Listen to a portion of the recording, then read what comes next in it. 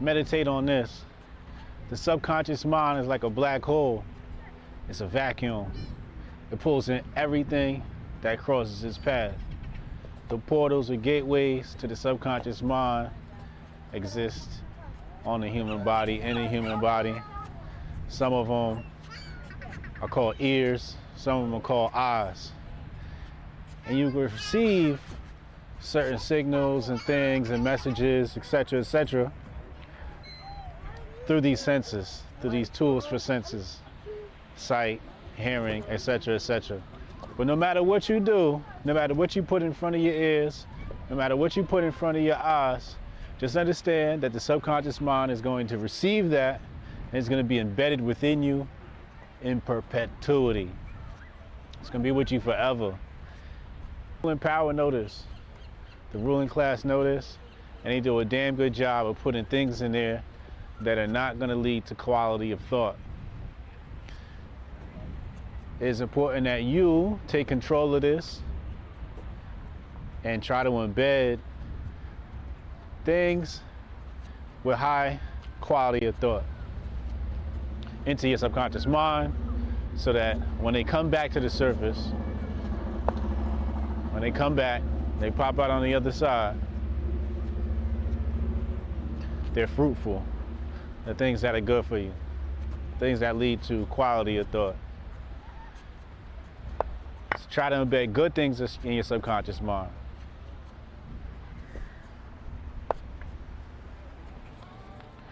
Now that we know we have to program the subconscious mind, do that consciously, the next question becomes, with what? I believe we need to start with music. Music is very natural, everybody loves music. They're even treating dementia with music, because music can take you to the past, bring you to memories, the vibe, everything is just seems to come into focus clearly. It's easily visualized when you put music and have a soundtrack to your life. And so what type of music do we listen to? You know, it's part of our daily ritual. It's part of our daily dealings and programming the subconscious mind. The type of music we listen to is very important. And think about quality of thought. Is your music going to nurture the idea of quality of thought? Or is it ratchet? Is it supremely ghetto? Is it trash? Or is it breathing life into you? Right? It's the difference between listening to, you know, something that's promoting death as to something that's promoting life. Looking at some of the neurological effects that happen when you listen to certain types of music, nourishing the brain with that type of music. The TV shows you watch, the movies you watch. What type of shows do you watch, and how are you inspired by them? What are the images that are being implanted in your subconscious mind from the movies and TV and the media that you watch, from the things you watch on YouTube, etc., etc. If you look at one of those controversial stories about TikTok, I said that Chinese people, or the Chinese Communist Party, whatever, has a different algorithm than the one for the Western nations. The one in the Western nations, the kids are watching videos that go viral, doing pranks and all types of silly stuff. And China's algorithm is showing kids completing puzzles and doing math.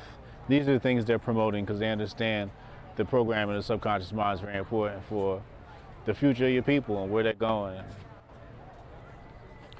So with that same concept in mind, you know, what type of media are you always being influenced by? What type of media do you constantly force yourself to be influenced by?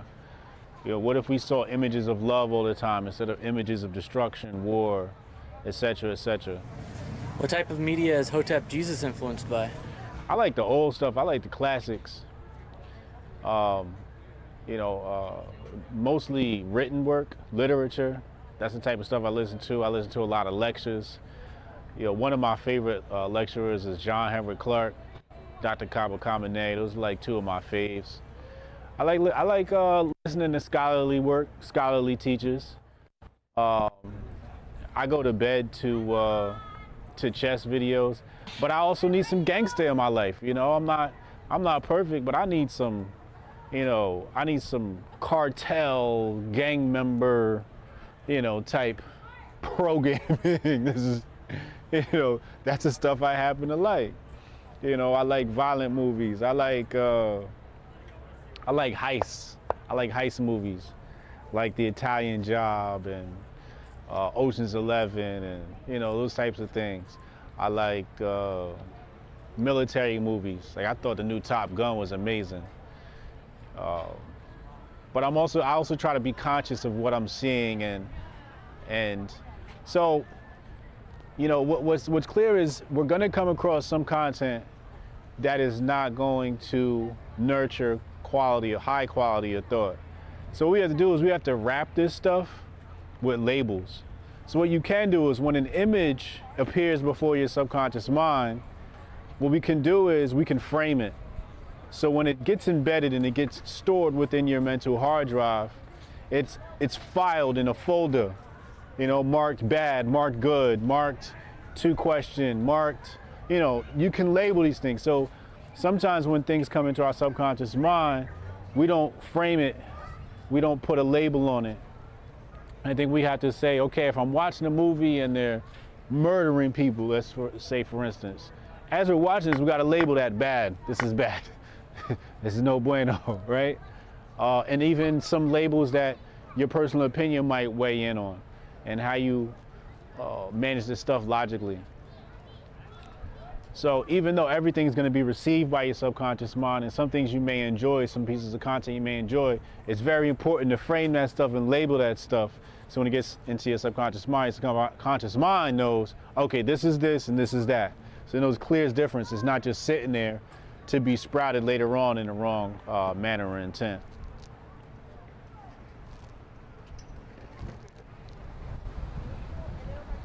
What is your receptivity? Are you receiving the signals, or are you only transmitting them?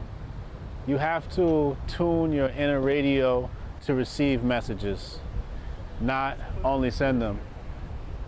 Sometimes we get caught up with our conscious mind. Our conscious mind is constantly sending signals out to the universe, to God, to friends, family, etc., etc.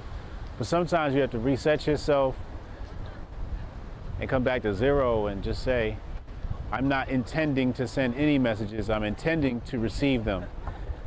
I call it no mind. I've spoken about this in the past. I want to open up the mind, enter a state of receptivity, to receive the signals, to be imbued by God. Messages, prescient visualizations, to be omniscient. All these things are made possible by entering a receptive state, by dismissing the world and all of its physicalness, dismissing. Yeah, I can try to get that handled for you. Again, it's only my second day, so if you can give me a second. How I'm supposed to do this? How the hell are we supposed to do this by 5 o'clock? I have no clue. Is that possible? Hey, do you have the password to... How'd you finish all your work already? He's not tapped in.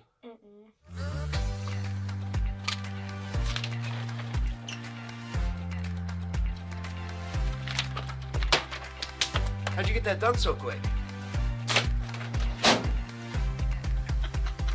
They think they're gonna be able to budget that? It's money. That's money right there, you understand? You guys finished your work 6 hours early? He's not tapped in.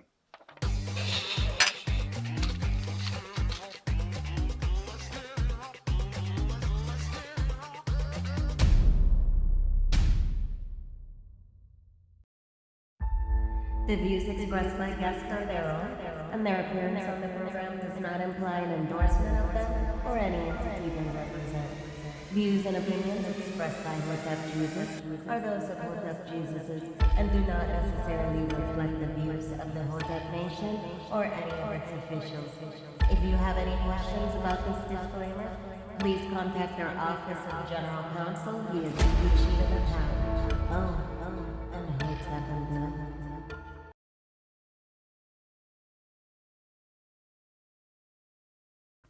The ADL is celebrating the life or death of a known Jewish anti-Semite.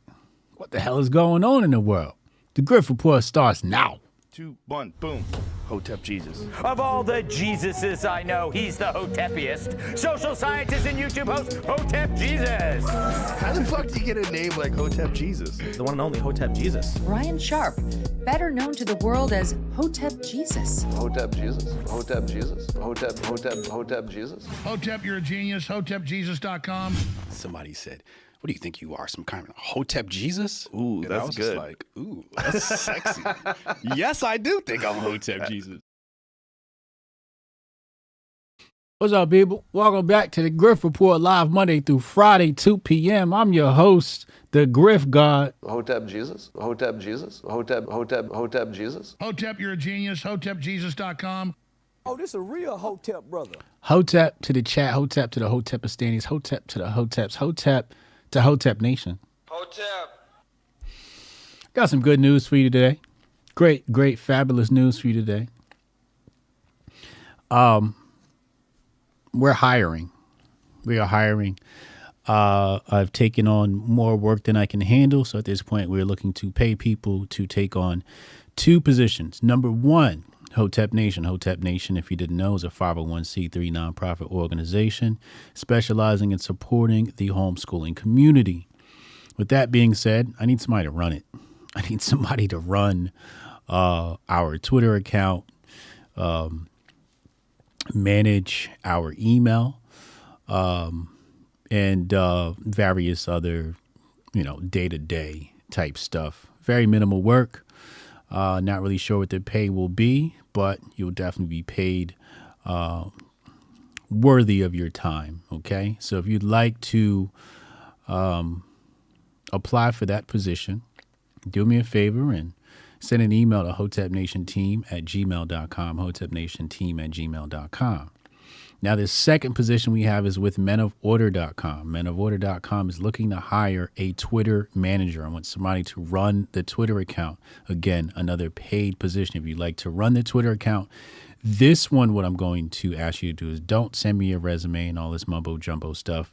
What I want you to do is I want you to send me a plan, right? How would you manage our Men of Order Twitter account, Men of Order Media Twitter account? How would you manage that Twitter account? What type of content would you post, et cetera, et cetera? Send that plan to me, hotepjesus@gmail.com. And then whoever's got the best plan is the one who's going to be hired. It's that simple. Also, we'll do rounds of interviews with yours truly to make sure everything is copacetic. You guys can handle that position. So again, we are hiring. Somebody in the chat said their 10-year-old wanted to know how the name Hotep Jesus came about. It's a very simple story. I was tweeting. The Hoteps were just becoming a thing. And I was tweeting from a very spiritual nature and from my higher mind. And one of my detractors said, "What do you think you are, some sort of Hotep Jesus?" And I was like, "Oh shit, yeah, I'm Hotep Jesus. That's my name." And there you have it. That's how I came to be. Let me see if I can actually find that tweet.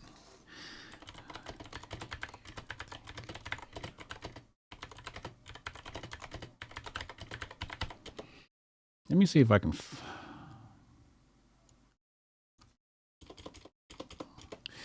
That account probably is gone now or something like that.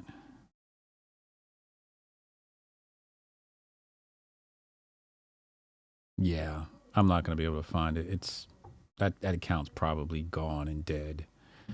It was like some weird anonymous account. And yeah, so that's how Hotep Jesus was born. It's not a name I gave myself. My detractors gave me that name and I ran with it. It sounded really good to me. Tony Nieves, popping my cherry paws. Thank you for supporting the channel. $5. He's an HJI for Grift so powerful, it's surface of the sun hot. Gonna have to invent a new charge beyond first degree aggravated grifting. Oh, yeah? Let's talk about it, man. hotepjesus@gmail.com. Hit me up, man. Shout out to Robert, question mark in the chat. Lizette, I see you. Jack Reeves, Hotep Oz. What up, Jules? Steph Colonel, Rudy the Vet, Jay Pylon. How y'all feeling, man? All right. What's the alternative to capitalism? Ooh, I like that question. I think about that a lot. So from a fundamental standpoint, the alternative to capitalism would be commodity money / or barter system. So commodity money would be like when people transacted in tobacco leaves, in jail cigarettes. And it's still kind of capitalism, but it's not like capitalism. But you also have to separate capitalism from modern capitalism, which I'm going to go ahead and impart some knowledge upon you. Here's a really great book if you want to learn about capitalism. Check this out. This is why you guys watch this show, because I give you the best fucking never heard of books. Here we go. Cop this book right here. It's free. The Jews and Modern Capitalism. It's written by a Jew. And basically, you know, he talks about how Jews created modern capitalism, right? The aptitude of Jews of modern capitalism, et cetera, et cetera. And this is why I say, like, you know, you can't decouple America from Jews. You can't decouple Europe from Jews. Some of the greatest minds that have created any valuable thought are Jewish. One of them happens to be the great Albert Einstein. Another one happens to be the great Bobby Fischer, who ironically was also a Jewish anti-Semite. Murray Rothbard, another Jew. Jews have created phenomenal works. But if you want to learn more about modern capitalism, I suggest reading this book because it's quite informative, and it goes into like this great detail as to how the mechanics of everything works. Maybe I can find a page here really fast. But I read this book maybe right here. So you got the origin of securities, right? Bills of exchange and banknotes, public debt bonds, and what else is here? It mentions the Talmud, buying and selling securities. But if you want to learn about money, this is a book that you pretty much have to read. Mentions the Rothschilds, and like I said, it gets really detailed, right? Really detailed. And you know, the author is like I said, it's written by a Jewish person. And, you know, he's very proud of the work that the Jews have contributed to capitalism. And I don't think it's something to be ashamed of or something to run from. But there you go. Yeah. Mad fire emoji, people. Mad fire emojis. Absolutely. Diesel Mayweather said, smoking on that Kissinger pack today. Yes, sir. Thank you for the super chat. Yes, sir. Absolutely. Smoking on that Kissinger pack today. Descendant of Loki. Oh, my God. Oh, this a real Hotep brother. Shout out to the descendant of Loki. Wow. Another 10 memberships gifted to the community. Cheers. Cheers to the homie. Shout out to the descendant of Loki. He must have superpowers or something. All right, let's go back. let's get into the material we have to cover today. We got an action-packed show for you today. I got a lot of good stuff in the Grift bag. We're going to tie a lot of this stuff into Henry Kissinger and Jews and anti-Semitism. We're going to be talking about that a lot today. And some Obama stuff came down the pike today. Some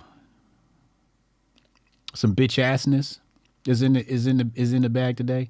You know, as I the more I do this show, the better I get at putting content in here.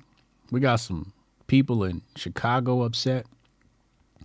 Let's go here. Let's start with the Obama. Let's start with the Obama video. This is very important. I want to play this video. It's about 5 minutes and 50 seconds.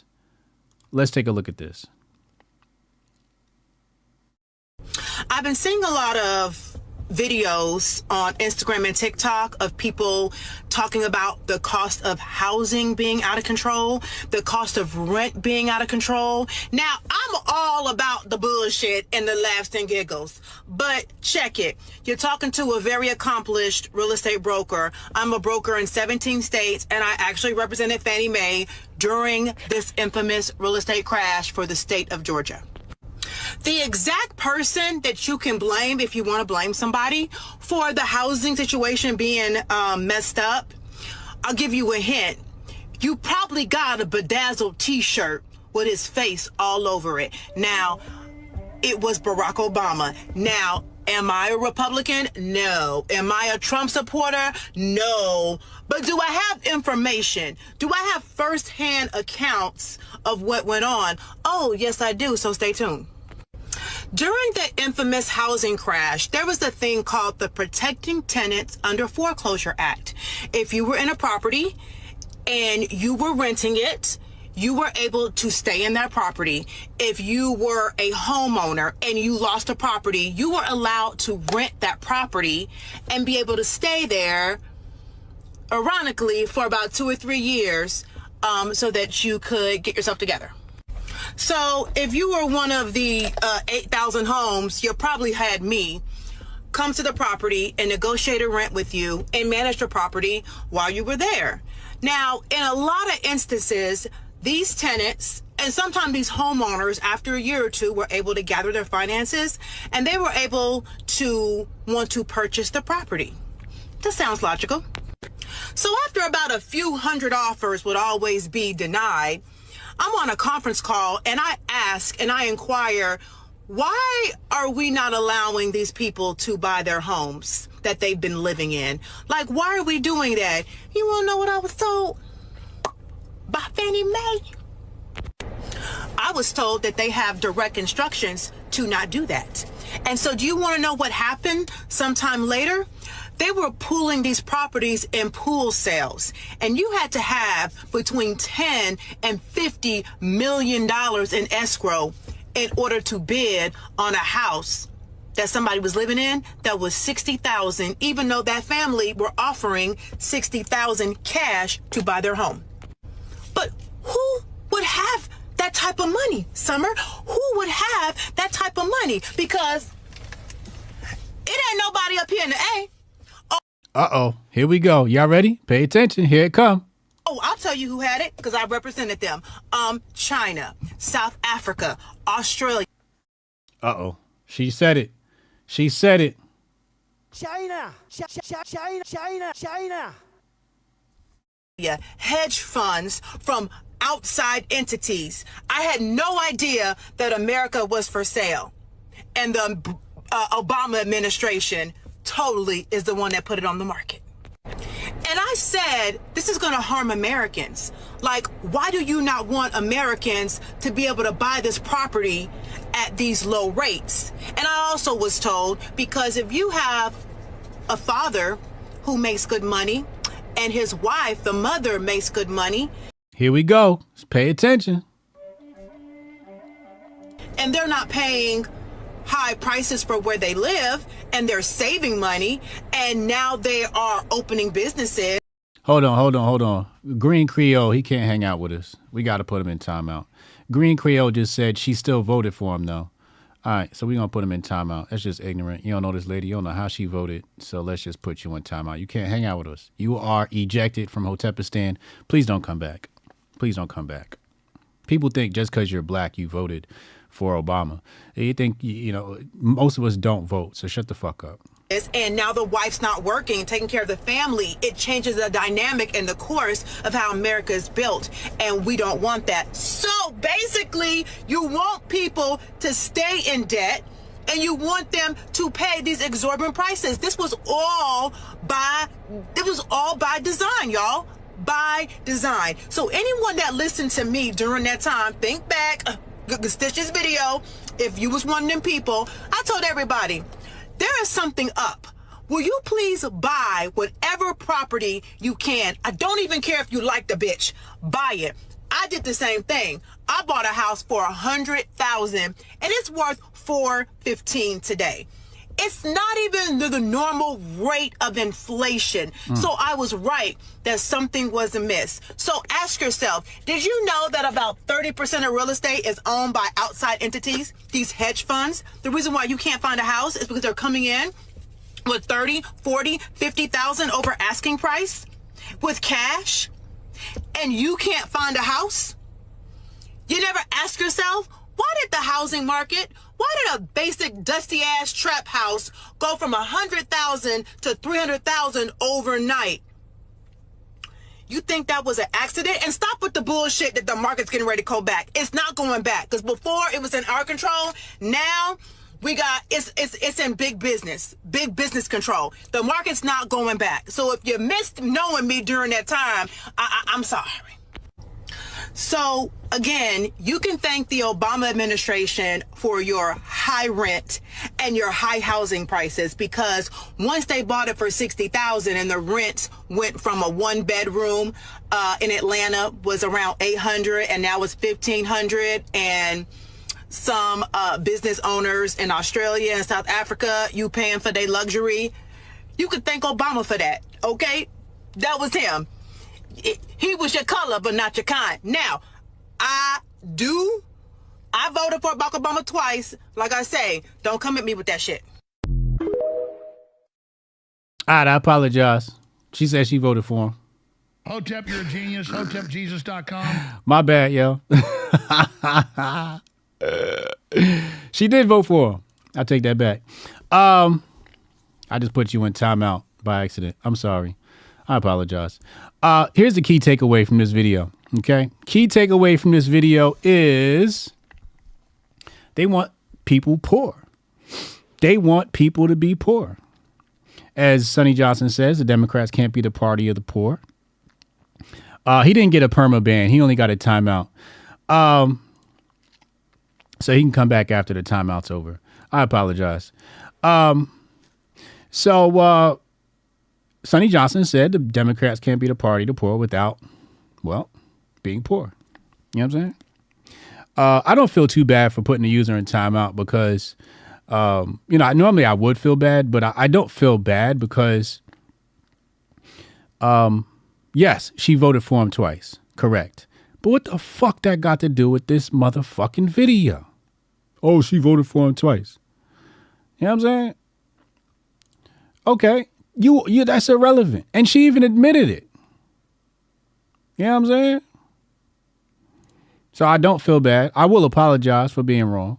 You know what I'm saying? However, I don't feel bad. I don't feel bad because you off key. You just off topic. You just all off topic. I need y'all to stay on topic. I need y'all to stay focused. Okay? On what the video is about. The video is about China and South Africa and other outside interests coming in and owning America, and Americans ain't getting a piece of it. All right? But y'all always want to go, but they voted for him. All right. Let's go back.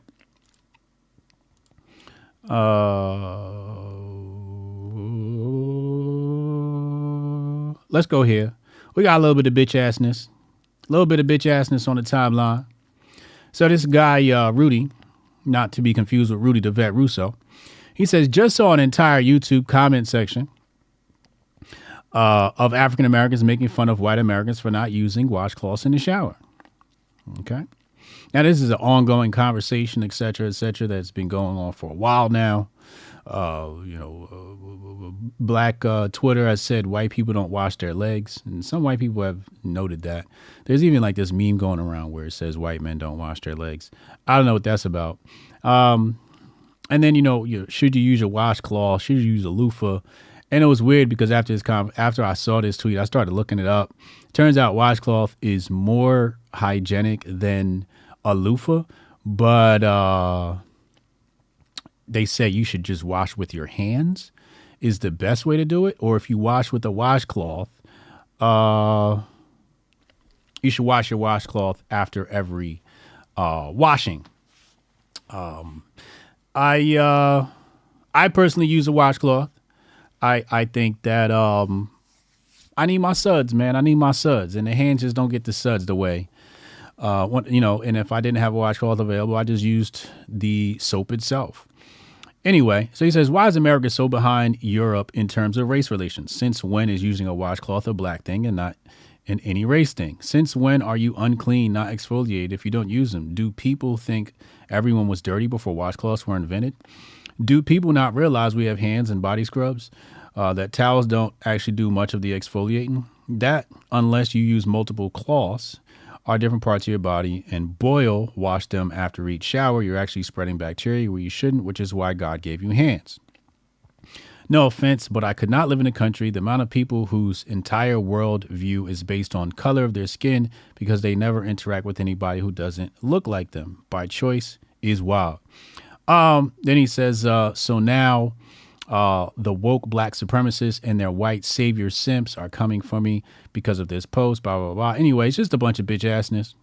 This is the bitch ass tweet of the day. And, what the fuck? You came on the internet to complain about people talking about you not using the washcloth. What are we really doing here, people? What are we really using social media for? It's like you just find any way to be a victim. Oh my God, they said white people don't use washcloths. And that bothered you, bro? That bothered you? Come the fuck on, man. Get your life together. I wish all the black people were as smart as Hotep Jesus. And I wish all the white people were as smart as Hotep Jesus. And I wish all the Hispanics were as smart as Hotep Jesus. Because that guy, he really gets it. He knows how to boil it down. Let's go to Chicago. Chicago mayor got something to say. Well, it has to be better coordination. What we've seen is a very raggedy form instituted by right-wing extremism. Everyone knows that the right-wing extremism in this country has targeted democratically ran cities. And quite frankly, they've been very intentional about going after democratically ran cities that are led by people of color. And their whole motivation is to create disruption and chaos, because that's what that particular party has been about. Right? This is the same political party that did not want to accept that President Obama was actually an American. It's the same Republican right-wing extremism that stormed the Capitol. It's the same right-wing extremism that refuses to accept the results of the Civil War. It's raggedy. It's disrespectful. It's mean-spirited. It's an unclean spirit, quite frankly. And so I got you. I just want to make sure that people understand what we're facing. That's why it's so important that the faith community is leaning in this moment. Well, it has to be better. I'm gonna somewhat agree with him here. Somewhat. Right-wing extremism ain't the problem. The problem is motherfucking Democrats. But it's not even right-wing extremism. It's just right-wing hypocrisy. But like the right wing will say things like, oh, look at how Democrats run the cities, and then wonder why the hip hop music sounds the way it do. It's like, which one is it? Is Uchi Wally Wally, or is it one mic? You got to pick one. Either you got sympathy for the people who live in poverty or you don't. And mostly created by the Democrats. The whole Civil War thing, I don't know about that. I don't know what the fuck he's talking about. However, time to go down memory lane. Speaking of Jews, you know what America wouldn't be shit without? Well, particularly the Confederate states. Let's go right here. The homie, Judah P. Benjamin. I don't know if some of y'all know about him. I know Jabari know about him. Judah P. Benjamin, Sephardic Jew, parents from London. And I'm not going to go through his whole bio. I just want to look at the titles he held. Now, this motherfucker right here, He was on some other shit. So educated at Yale. Okay. Educated at Yale. Y'all know what goes down at Yale. 233, for those that know that number. If you don't, get to know. So check this out. Starts off as a Louisiana state senator, right? And the funny thing is they talk about anti-Semitism in America and Jews didn't have this. I'm like, well, some of these Jews got through. Then he became the first Confederate state's attorney general. This guy's talking about law. Then he becomes the second Confederate state secretary of war.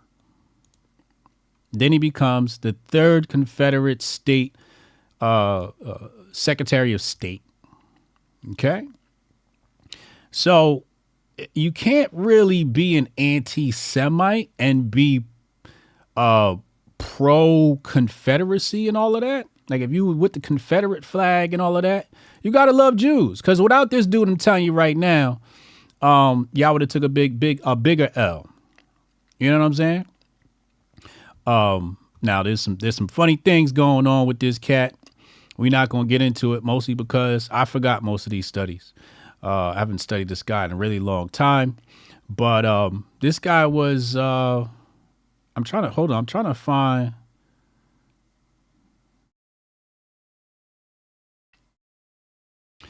He was a spokesman for slavery. Uh-oh. It's not what I was looking for, though.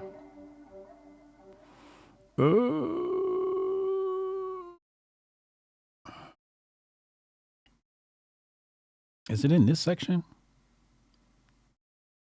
I'm looking for the Civil War section.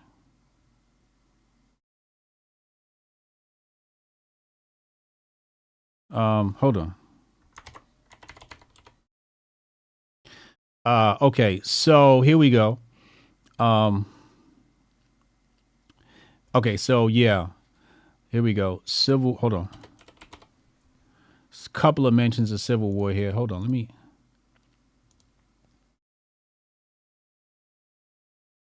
So he escaped to the United Kingdom after the end of the American Civil War. Allegedly was a homosexual.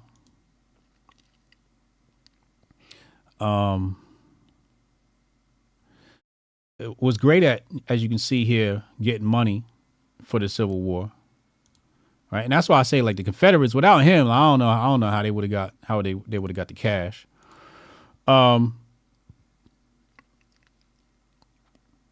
It says here, with Southern opinion turning in favor of secession, Benjamin made a farewell speech in the Senate to a packed gallery, desirous of hearing one of the South's most eloquent voices. They were not disappointed.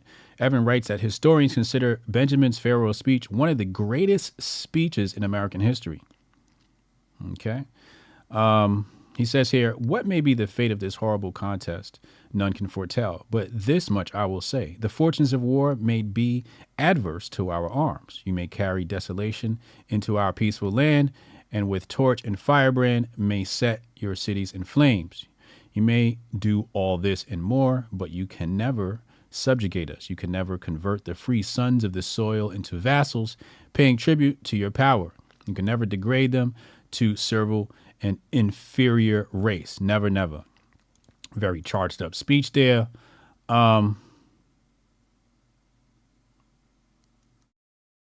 Says right here, this gentleman says Benjamin had more brains and less heart than any other civic leader in the South. The Confederacy and its collapse were no more to Judah P. Benjamin than last year's bird's nest. Oh, man. Oh, man. So like I said, you can't talk about the Confederacy without talking about Judah P. Benjamin. Now, let's get off of him. Let's go back. Let's go back. There's a lot of literature on him. And now let's go to our story of the day, Mr. Henry Kissinger. So ADL put this tweet out. It says here, Henry Kissinger was a towering intellect, diplomat, and practitioner who, not without controversy, help shape American foreign policy with a lasting impact worldwide. A refugee from Nazi Germany and the first Jewish Secretary of State. Now, when I first saw this, I'm like, wait, Judah P. Benjamin was Secretary of State. But again, that's of the United States and not of the Confederate States. So that distinction is very important. He was unapologetic about his heritage and his embrace of the importance of American global power and democratic values. This is what the ADL says about him. Now, let's see what he was really about. Let's pull this up.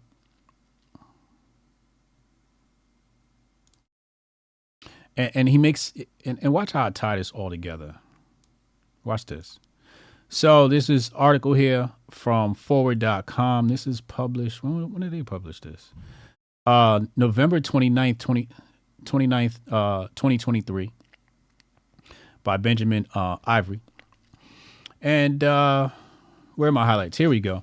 So it says here, in 1985, he publicly supported President Ronald Reagan's wreath-laying ceremony at a military cemetery in Bitburg, West Germany, where members of the Waffen-SS are buried. SS, wait, what does SS stand for? Shit, I forgot. Schutzstaffel, there you go, my bad. Schutzstaffel, paramilitary unit. Let's go back. So the Schutzstaffel, the Waffen-Schutzstaffel, are buried. Kissinger opposed the idea of United States Holocaust Memorial Museum because such an institution next to the National Mall in Washington, D.C. might create too high a profile for American Jews and reignite anti-Semitism. Now, let's bookmark that. We're going to come back to that point. Okay? Reignite anti-Semitism. Because anti-Semitism today has been reignited in a very big way. Mostly because, obviously, the conflict in the Middle East. It says among his statements, one from March 1973 caused a stir when it was published in 2010, taped in a conversation with Richard Nixon soon after meeting with Israeli Prime Minister Golda Meir. Kissinger disdained the notion of pressuring the USSR about persecuted Soviet Jews, saying the immigration of Jews from the Soviet Union is not an objective of American foreign policy. And if they put Jews into gas chambers in the Soviet Union, it is not an American concern, maybe a humanitarian concern. Damn. That's one hell of a statement. Now, you know what? I can't say I disagree with him. Right? Because it is a humanitarian concern. We should not have these persecution of Jews put into gas chambers. It's definitely not humanitarian. But what does that got to do with America? Again, America first. Give a fuck what's going on in another country. Let's worry about ourselves because we have Jews that were persecuted here in America as well. Right? Not even put in gas chambers, but they were definitely pushed to the outskirts of society, which forced them to create Hollywood and the music industry because those are the only places they were allowed to participate in. So shout out to that. Anyway, in 2011, hitherto, secret U.S. State Department documents from the late 1972 were likewise published, revealing that Kissinger was irked by the concern expressed by American Jews about the fate of Soviet Jewry, calling the former self-serving bastards. Damn. Uncle Hotep in the chat.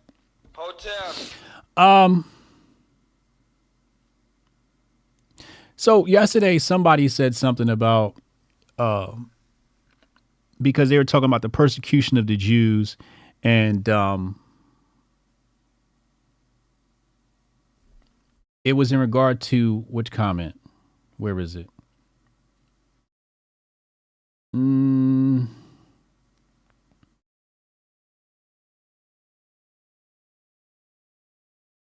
Here we go.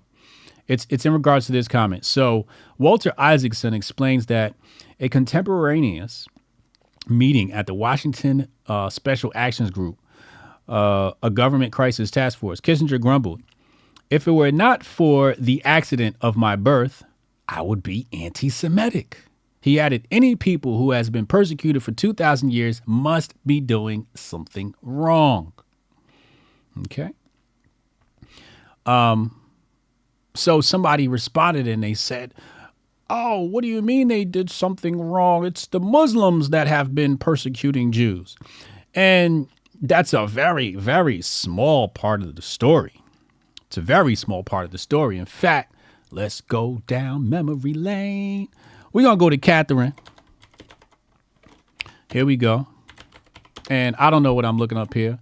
Here we go. Says right here, 1791, Catherine the Great tells Jews where they can live, right? Oh, forbidden. Oh, man. Never mind. Bad link. Let's go to this one. Catherine the Great and the Jews. 5 facts. What do they say here? What are the 5 facts they got? Catherine the Great invited foreigners into Russia, but only if they weren't Jewish. She suddenly found herself ruler of the largest Jewish community in the world. Okay. She created the Pale Settlement, decreeing where Jews could live. This was a negotiation between Catherine the Great and also the rabbinate. Okay. We'll talk about the rabbinate at some other future junction. She created a lasting, damaging legacy of Jews as foreigners in Russia. Yeah. So, my point is Jews have faced persecution primarily in Europe. We know about the Holodomor of Ukraine, perpetuated by Joseph Stalin. Joseph Stalin persecuted many Jews and had many of them murdered. He murdered more Jews through famine than Germany and the Nazis. I mean, Germany and the Nazis pale in comparison to Stalin as far as persecution of Jews. I mean, just massively. Like the numbers, what they say, Germany's responsible for 6 million. Man, fucking Stalin's like, his number is like 100 million Jews or something like that. So again, but people are like pro-communist, so they don't talk about that. So you had persecution of Jews primarily in Ukraine, Poland, Russia, Austria, and also was Austria included? I think Austria was included, and obviously Germany, right? But a lot of this stuff, if you want to understand Jewry, if you want to understand the historical background of Jews, particularly persecution, you have to look at Russia. You cannot decouple Jews from Russia. You cannot do that. There are many Russian Jews that exist today. Matter of fact, Michael Malice, he's a Russian Jew, right? And many of these people are spawned out of Kiev, that region of Kiev. This is now Ukraine, Kiev, Russia. Okay. Great history lesson. Thank you. So again, document that you need to read to understand this stuff. I'll give it to you right now. It's like a 1,000-page book. Here it is right here. 200 Years Together by Alexander Solzhenitsyn. If you haven't read this, I strongly suggest you reading this. And, this is the book that made me have sympathy for Jews. This is the book that made me have sympathy for Jews, mostly because I understood how Jews were persecuted not only by Russians, but also set up by their own leadership. And we see that in modern world today. We're going to talk about the digital shekel, and we're going to, a little bit later. But also we know that they faced an over 90% vaccination rate in Israel. They made sure people were vaccinated. So the people that are the leadership of Jews, primarily in Israel, don't give a fuck about Jews. OK, and they use their constituents to push agendas. Let's go back to Henry Kissinger so we can tie all of this together. OK, excuse me. All right. So he says here, Henry Kissinger says, anybody who's been persecuted for 2,000 years must be doing something wrong. Now, you can't say it's Jews. The correct term is the rabbinate. The rabbinate are the ones that helped the persecution of Jews by setting Jews up, forbidding them from learning. You even see this in the Orthodox community where people defect and they don't know how to read, they don't know math, they don't know anything. But the same thing happened in Russia, where the rabbinate told the people, basically told Jews, do not assimilate, do not amalgamate, don't learn to read. The only thing you can learn to read is Yiddish. That's the only language you're allowed to learn. And don't pick up any skills. So again, Jews were set up by their own general counsel. Let's call it like that. Let's go down here. It says, in another transcribed telephone conversation from November 1973, Kissinger declared, I'm going to be the first Jew accused of anti-Semitism. Okay. So another one here, it says Kissinger also mocked those who defended Jews, especially Israelis. One such target was presidential advisor Daniel Patrick Moynihan, whose pro-Israel stance evoked this comment from Kissinger. This is funny. He says, we're conducting foreign policy. This is not a synagogue. Oh, my God. I wish all the black people were as smart as Hotep Jesus. And I wish all the white people were as smart as Hotep Jesus. And I wish all the Hispanics were as smart as Hotep Jesus. Because that guy, he really gets it. He knows how to boil it down. Yeah. So Henry Kissinger, again, was celebrated by the ADL. And I frankly don't think he deserves any celebration. Besides all of the other war crimes he's committed across the globe, perpetuated. And I was on my second to last appearance, I believe it was on Gutfeld. I actually invoked the name Henry Kissinger. I'm like, yo, don't these people take orders from Henry Kissinger? And yeah, so I brought his name up on there and people were like, Hotep, thank you for saying that. Thank you for speaking up and dropping red pills on Gutfeld.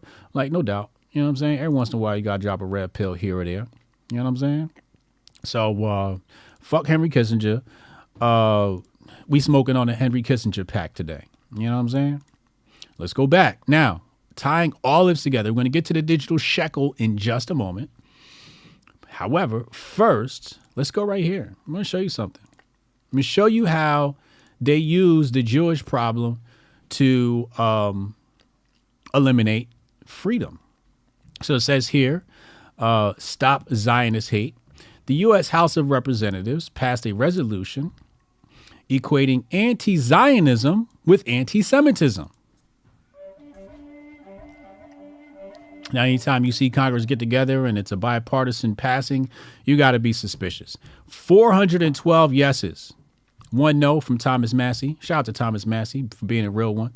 And Rashida Tlaib. I'm not a fan of Rashida Tlaib, but, her no vote is, it's appreciated.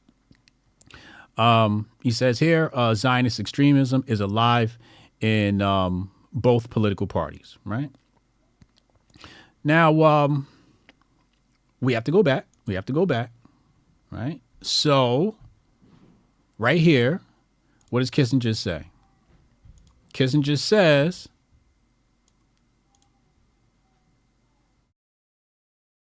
reignite anti-Semitism, right?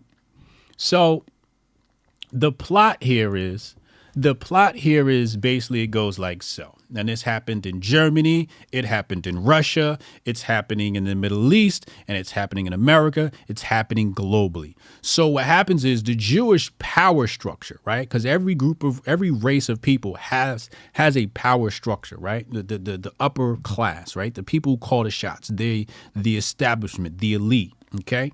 So what they do is they go, if we pull a false flag, we can pass legislation behind that, right?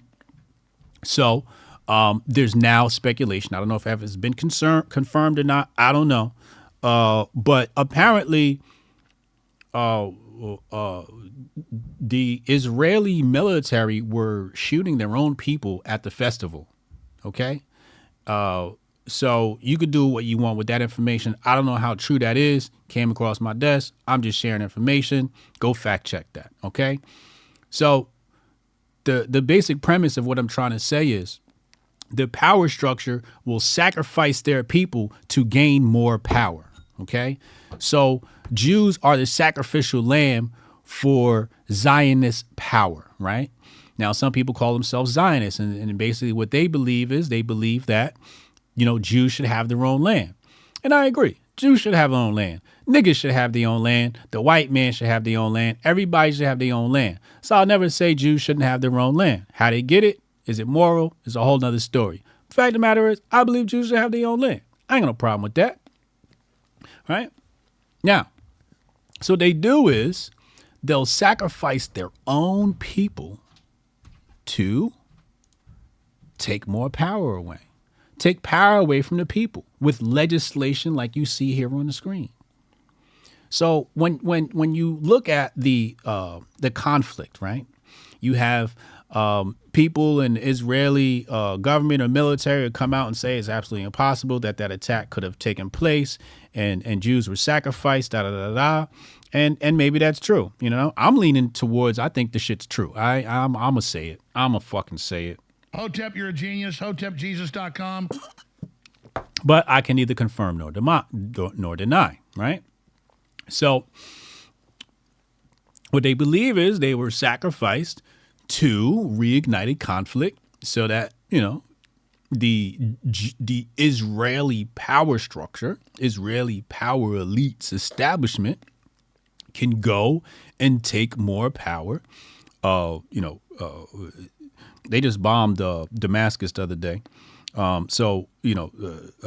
Reigniting that war or invigorating that war between Syria, reigniting the war with Hezbollah and Hamas and Palestine. But they never do anything for one reason. It's always multiple reasons, right? And we said this would happen. Now, we know your boy DeSantis was down in Florida. He passed an act just like this, right? Which is anti-free speech, right?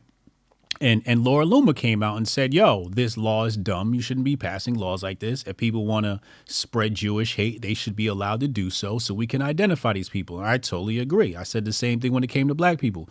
Don't make hate speech against black people against the law. No, let these people show themselves, because if you don't allow these people to show themselves, they go into hiding and we don't know who they are. And when people are in hiding, it's very dangerous, because then they abruptly rise up and attack, right? And we can't see it coming. So we want to see the enemy coming. So I don't believe in legislation like this, but this is part of the plot, right? So how the conspiracy theory goes.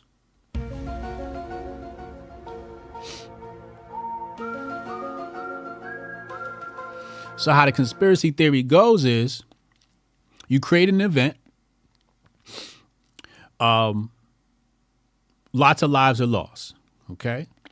This creates sympathy, but you retaliate against that act, that event. And then you have this rise in, pro-Palestinian people, pro-Hamas people, and people are getting canceled for their anti-Semitic stances and whatnot and all of that stuff. So then you have this rise in anti-Semitism. And this rise in anti-Semitism becomes so much that Congress decides they want to do something about that. And one of those things is to eliminate the First Amendment, making sure that people can't speak their mind, which is very dangerous. Not only dangerous to losing our freedoms, but dangerous because these people go into hiding and we can't see who they are. So that's conspiracy theory. You heard it here first. This is real news from real people. And, I doubt, you're going to hear it like that anywhere else. So let's go back. So we did a bunch of history lessons. We're going to come back to the digital shekel. I do want to play this video real fast as we slide into the Syscoin Big Brain update of the day. Let's check this out. If you think about the benefits of digital money, there are huge potential gains. It's not just about digital forms of physical currency. You can have programmability, units of central bank currency with expiry dates. You could have, as I argue in my book, potentially expiry dates.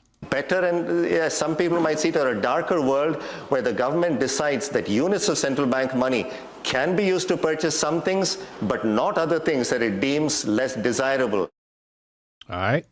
So y'all heard it there first. World Economic Forum, they talking about this stuff. You know what I mean? Let's go to the Syscoin Big Brain Update of the Day, sponsored by none other than Syscoin. And we got an announcement attached to that. Let's go ahead and take a look at this video from Syscoin. This is the, if you guys are in a Telegram chat for the Big Brain Conversations where we talk investing in money, make sure you join that. But that group is basically a lobby, a waiting room for this new and great invention. Check this out.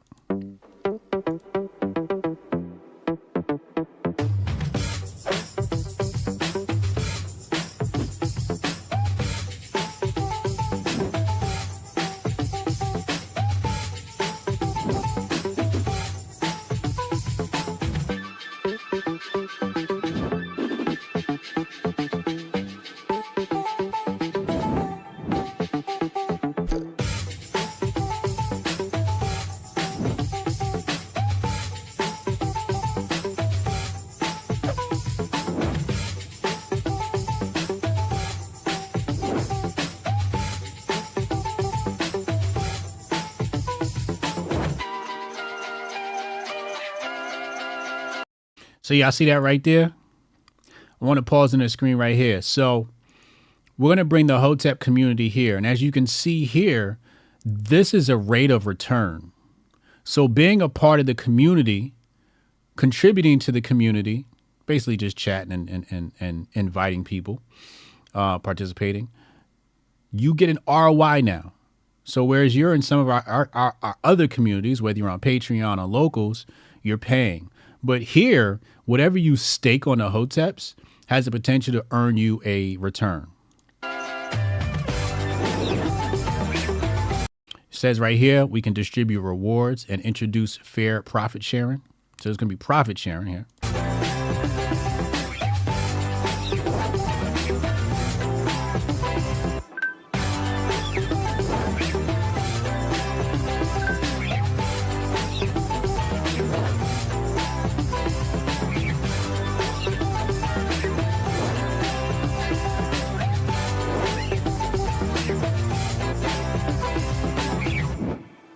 There it is. Super DAP coming soon. Q1. Look out for it. Q1 2024. All right, let's go to the Syscoin Big Brain Update of the Day. Let's pull this up. All right, here we go. So check this out.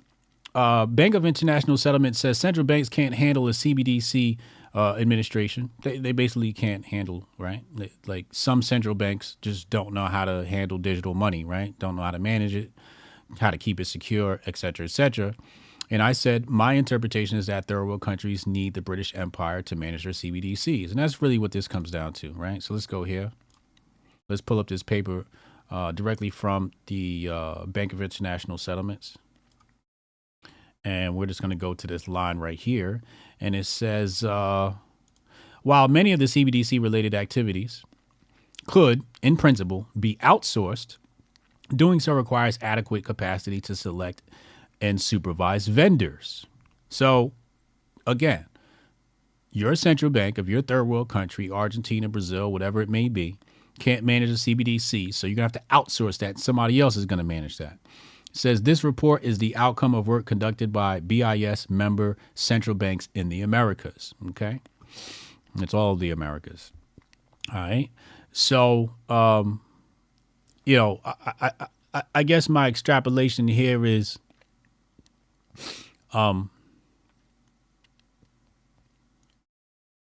because a country like Brazil is not advanced enough or may not be advanced enough to manage the CBDCs. Maybe the Federal Reserve manages CBDCs and some private organizations handles their CBDC. And as we know, Meyer Amschel Rothschild said, if you let me control the money, I care not who make its laws. So many countries through the implementation of a CBDC may fall into the hands of the British Empire. And when I say British Empire, I'm talking about the West. I tend not to call the West the West. I call the West the British Empire because, in my opinion, that's just what the fuck it is. Let's go back. So we have another update here. Hold on. Canadian citizens. Shit, hold on. Canadian citizens oppose the CBDC. Banks concerned about deposits. Now, as you know, Canada was dealing with the trucker blockade, right? And then they froze their bank accounts. Over 200 bank accounts were frozen, right? And the people are saying if they do, civil society groups are saying that if they do have a CBDC, they want to be able to transact in the CBDC without an ID and offline, right? And the banking institutions are concerned about deposits. And we talked about that before, where banks are going to have to compete with the central banks. The commercial banks competing with the central banks, because if they're, nobody deposits and they're dealing with the CBDC because it's cheaper and faster, then people are going to deal in the CBDC and not directly with the bank. So that's that. Let's go to the next story. Let's close that. And let's go to Big Brother Watch. BigBrotherWatch.org.uk has a wonderful article here. This one's called CBDCs Are a Disaster for Privacy. The government must listen to the warnings around the world and rethink the digital pound. Okay, so, I've covered this before. The euro is looking to digitize and become a CBDC. And basically what they're saying here is digital pound will facilitate financial surveillance. We know that already, and exacerbate financial exclusion. Now, we know one of the big selling points for a CBDC is financial inclusion. What they're saying is going to exacerbate financial exclusion. Love to hear the arguments on that. I can speculate, but we'll come back to it at a later date. So it says here, key conclusions from each study. It says here in Sweden, says even when there is some emphasis on privacy, transactions will be traceable by authorities. We covered that yesterday, where people were talking about, we can create privacy for the CBDC. And basically when they say privacy, they're basically saying you and I will not be able to see the transactions, but the establishment will. So it's like, it's a play on words. Like, yeah, it's private to y'all, but to us, we know everything that's going on. So again, like I said, we covered that yesterday. Infamous NYC said, so Civil War resulted in British control. You know what? And he's saying this in regard to me saying that the West is the British Empire. So my response to this is, Jonah will destroy you in this debate, infamous NYC. He will show you who really controls it. But the founding fathers loved England. Okay, they always did. They wanted to be like the aristocracy in England. And if you want to understand,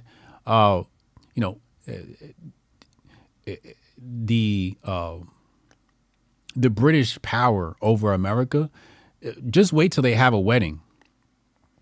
When the British have a wedding, all media networks, ABC, CBC, ABG, all those networks cover the royal wedding. Why? Why is that? You know what I'm saying?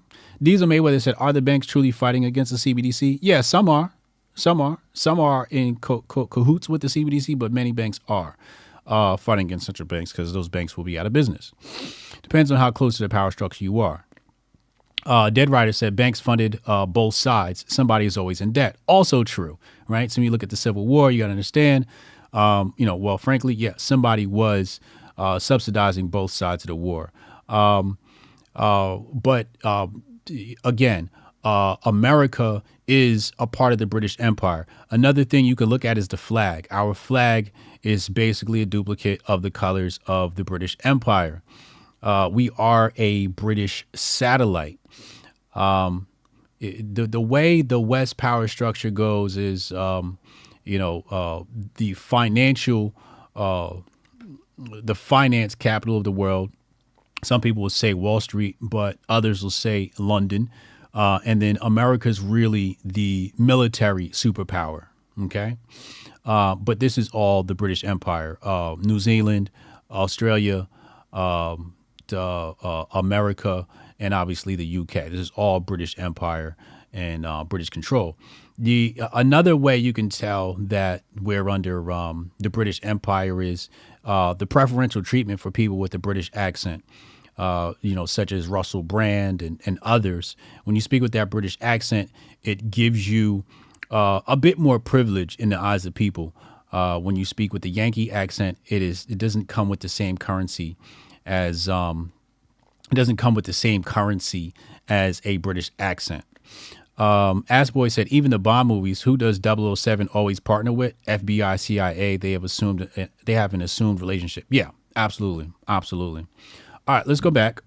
Thank you for the question, Infamous NYC. Thank you for the super chat.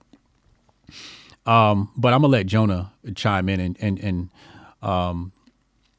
and Jonah might even say I'm off. I know Jonah's gonna be like, oh, this was all Rothschild, Rockefeller. He's gonna say some shit like that. I don't know. Anyway, let's skip that second point. We're gonna come back to the digital shekel in just a moment. Jamaica has their digital currencies called the Jamdex. CBDC wallets will be tied to biometric IDs. I said this on InfoWars with Alex Jones a couple of weeks back, where you cannot decouple the CBDC from a digital ID system. And America's digital ID system is being rolled out as we speak.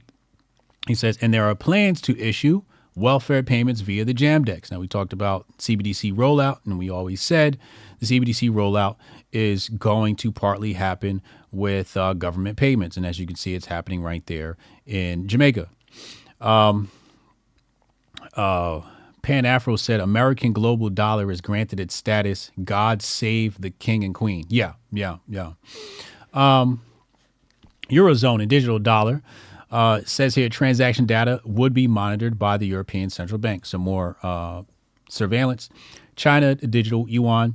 CBDCs are being used to nudge individual behaviors. Again, if you control the money, you control people. The Nigerian e-Naira says, again, tough ID requirements are needed to access a useful wallet. So again, digital IDs cannot decouple them. Soldier Solrak said, Harlot, Babylon equals trilateral states, London City, DC, and the Vatican. Yes, so the Vatican is the spiritual center of the British Empire. That's the one I missed. Spiritual center of the British Empire. London is the finance, and DC is the military. Checking on my rumblers here. Hold on. Before we go to the digital shekel. See, I knew Jonah was going to say something. He said there is nothing British about the British Empire. Anglo-Dutch at minimum, but really Hittite wearing Babylonian skin. Yes, absolutely true. Yeah, because isn't like the German, isn't it the royal family like technically German, and they changed their last name or something like that? Yeah. So Jonah, call in later and tell us, am I wrong? Are you wrong? Who's wrong in regard to America being the bitch for the British Empire? Okay, let's continue. So again, let's come back to Israel, right? We were talking about Israel. So they have a digital shekel, right? Central bank. So the central bank admits absolute privacy will not be possible. And the digital currency will support government policy to reduce cash use in Israel, right? So again, coming back to what I said before, the Jewish power structure, or I should say the Israeli power structure, does not do right by its citizens, its Jewish citizens that are Israeli nationals. They want to reduce their cash, basically reducing their ability to be anonymous, reducing their ability to transact freely without the government snooping. So Israel's doing this to their own constituents. So privacy is not possible, and they want to outlaw cash. And they will do so probably much quicker than the United States will. He said they basically assumed the crown. Right. King Charles' father is Greek. Okay, good info. So Big Brother Watch says here, Some of the most worrying findings from international CBDC projects included outright rejection of privacy rights, admissions that they can trace every single transaction, links to welfare and tax collections. This is the big thing right here, and I exposed this before, where a lot of this stuff about financial inclusion is basically including people in the system so that they can tax more people. And the connection to wallets to a biometric ID system. Again, a digital ID is going to be a thing, and you cannot talk about CBDC without talking about digital IDs. And again, they mention here, financial exclusion can make this problem worse. With all that being said, we're going to go to the phone lines. Text HOTEP in your name to 202-596-5631. 202-596-5631. Tomorrow morning, I'm going to be live with Royce. That's right, Royce White. We're going to talk to Royce White tomorrow. I'll be on his channel, so look out for that. And we're going to talk, we're going to jam, and have a good time. It was supposed to happen today, but he had some technical difficulties, so it'll happen tomorrow. Don't forget, tonight, 8 p.m., Uncle Hotep and myself, Hotep's Been Told You 2.0. Look out for that, man. It's going to be a good time. So let's go to the phone lines. Text Hotep in your name to 202-596-5631, and I'll be right back after the short, brief commercial break. Yeah, I can try to get that handled for you. Again, it's only my second day, so if you can give me a second. How I'm supposed to do this? How the hell are we supposed to do this by 5 o'clock? I have no clue. Is that possible? Hey, do you have the password to... How'd you finish all your work already? He's not tapped in.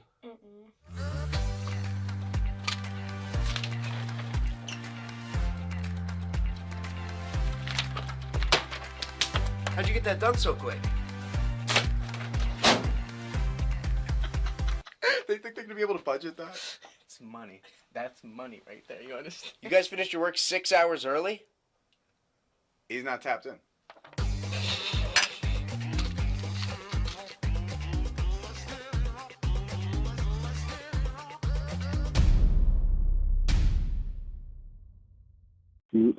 All right, brother. Rudy the Vet, Russo on the line. What up, Rudy? What's going on? What's going on, Hotep Nation? Life is good, first, man. Got a few things. First, Patriot J put a tweet out today, said if you listen to a podcast in the gym, you're a psychopath. Well, I guess I'm a psychopath because every day I'm in the gym at 2 o'clock listening to the Hoteps. Oh, so, man, I was going to criticize you till you said you was listening to us. I'm listening to you every day in the gym, dog. So come on, man. I guess I'm a fucking psychopath, man. I'll take it, though. I'll wear it like a badge of honor. I have done that in the past. I probably will do it in the future. I prefer music, but there have been times where like Sonny Johnson's running a space, and I'm like, I gotta listen to Sonny, so I'll play Sonny while I'm working out. When I hit my cardio in the morning when I'm on my little treadmill at the crib for the 30 minutes, I'll do some music, man. But when I'm lifting, especially when it's something spicy, man, it pisses me off. Like today, it's motivation, man. It's motivation to push a little harder. What pissed you off today? What pissed me off? Well, it didn't. I mean, all right. It didn't really piss me off, man. Because when I heard the news last night, man, I was almost in tears. I was so happy. That son of the devil came to reclaim his number one soul, man. That son of a, I'll piss on his grave, dude. I hate Why you that don't man like with a fucking. First of all, let's just skip all the wars and shit he started all over the fucking world. Okay. Okay. Yep. He's the designer of the China policy. He's the designer. You know, people are always like, what's wrong with the youth in America? Well, you got a blue collar guy like me, man. I can hunt, I can fish, I can shoot, I drive a tractor trailer. I've built some things in my life. I'm not the sharpest tool in the shop. There's no learn the code. I'm that fucking miner where if they take away, the AI comes and takes away my tow trucks or takes away the rigs and takes away the blue collar. I've never been able to grasp or get my mind around technology. It frustrates me to no end. So I'm what you would call one of the dumb ones, right? Okay. Well, that man has taken the future of so many of the, quote, low IQ people and shipped it away and treated us like shit in every fucking community. In Appalachia, when they shut down the coal mines. In Norfolk, Virginia, dude, every F-150 was built in the United States of America. In Norfolk, Virginia, I grew up, went to the gym with a bunch of fucking guys like me, just blue collar, go in there, machinists, turn wrenches, put in the seats type guys and watched all of them lose all their fucking jobs, dude. So they can move it. He's a globalist fuck. You know what I'm saying? He's a globalist fuck, and he was part of the design to open up China and move all the manufacturing over there and let, you know, you could go to war. You could be an American. You can be a good American. Go join the military. And I have all respect in the world for the fucking enlisted in the military. But when you get into them captains, sergeants, and generals, they're all a bunch of fucking crooks, dude. So they basically made it like, well, here, you go to the military. Well, I fell off a fucking bike when I was 14 years old and cracked my skull. So I tried to join the military in 93 because I didn't pay attention in school because the fucking education system is a farce. Yeah. So I tried to join the military in 93. Oh, Clinton just got in, and we need to downsize the military. So you ship all the fucking jobs all over the fucking world and then take away a guy like me's only real shot to fucking.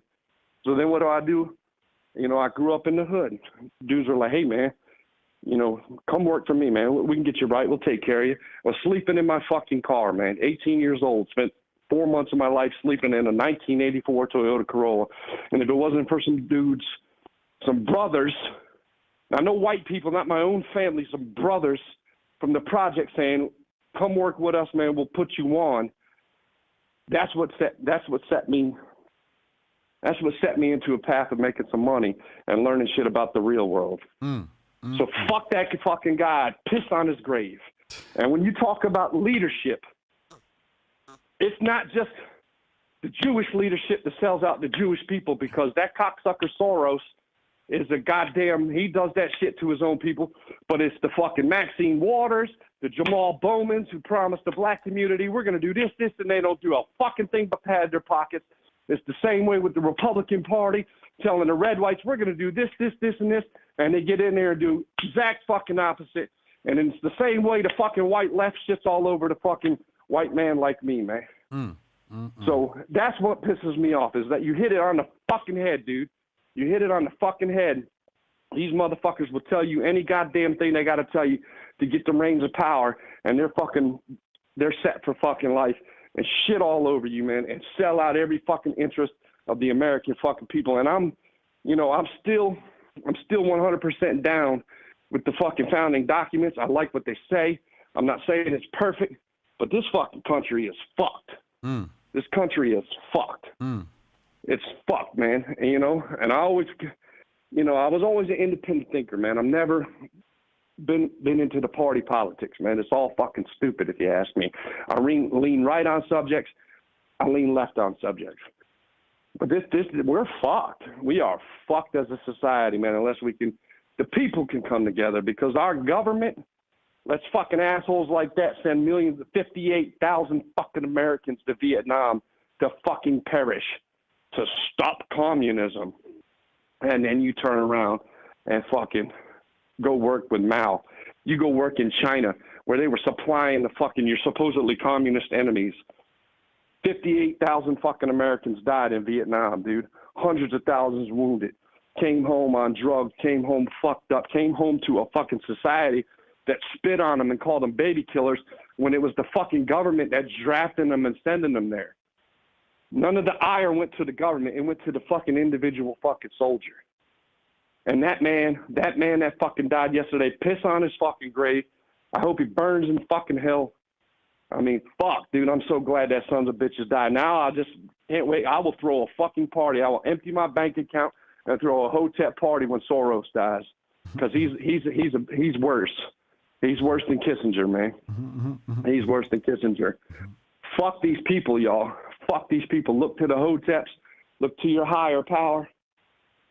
Elevate your mind, man. But it's a bad day, because HJ called it out right, man. Our leadership, the white leadership, the black leadership, the Jewish leadership, once they're in power, they don't give a fuck about you, man. They'll tell you anything they can to get there. And when they get there, they will do absolutely nothing they told you they would to get there. And they will fucking extract all your wealth and all your fucking labor. Hey, well said, sir. Hey, I love you, bro, man. Like I said, it was a good day. But some of the stuff you said today fucking got me fired up. But I'm in the gym, Patriot Day, going psycho right now. So Hotep and Bill, man, I'm going to clear the lane for the Nephilim Goldstein. Let's go, brother. Let's go. I love y'all, man. Hotep and Bill. Hotep and Bill. Rudy Vet Russo on the check-in. Let's get Jonah. Jonah, call in, man. Let's talk to Jonah. Yeah, I posted this. Says the Jewish anti-Semite Henry Kissinger, and I guess this person's a Jew because they got the parentheses, the 3 parentheses around the name. Says stupidest post of the day. I love when people say shit like that and they don't back it up. But I mean, what am I supposed to think when Henry Kissinger himself says, you know, I'm gonna be an anti-Semite? That's his words. I'm telling you what his words are. That ain't my fault. I'm just calling what he said. Call from. Anyway, shout out, happy birthday, Montoya. Damn, you sent me money on your birthday. Had to start off my birthday listening to one of my favorite intellectuals. Thank you for all that you do. Thank you, Montoya. Appreciate you. Hotep and Bill. That's love right there. That's love. Jonah, what's up, man? Nah, let's go straight to the DMs with those 2 pictures I sent you. But isn't a DM? Shit, he's a bitch compared to Kissinger. All right, hold on. Kissinger flew China at 100 and made fucking Xi, that bitch, meet him. Hold on. Let's pull this up. So who is this?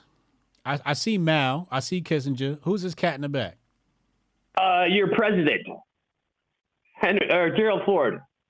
Oh. He's the fucking president stand behind him while fucking Mao bows in honor.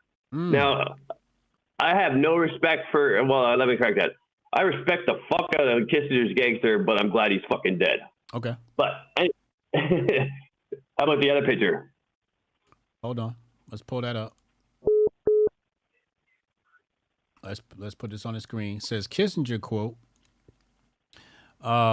once the herds accept mandatory vaccinations, it's game over.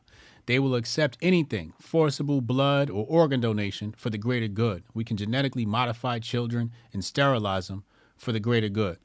This is a speech at the WHO Council on Eugenics, February 25th, 2009. Damn! And I sent you a quick.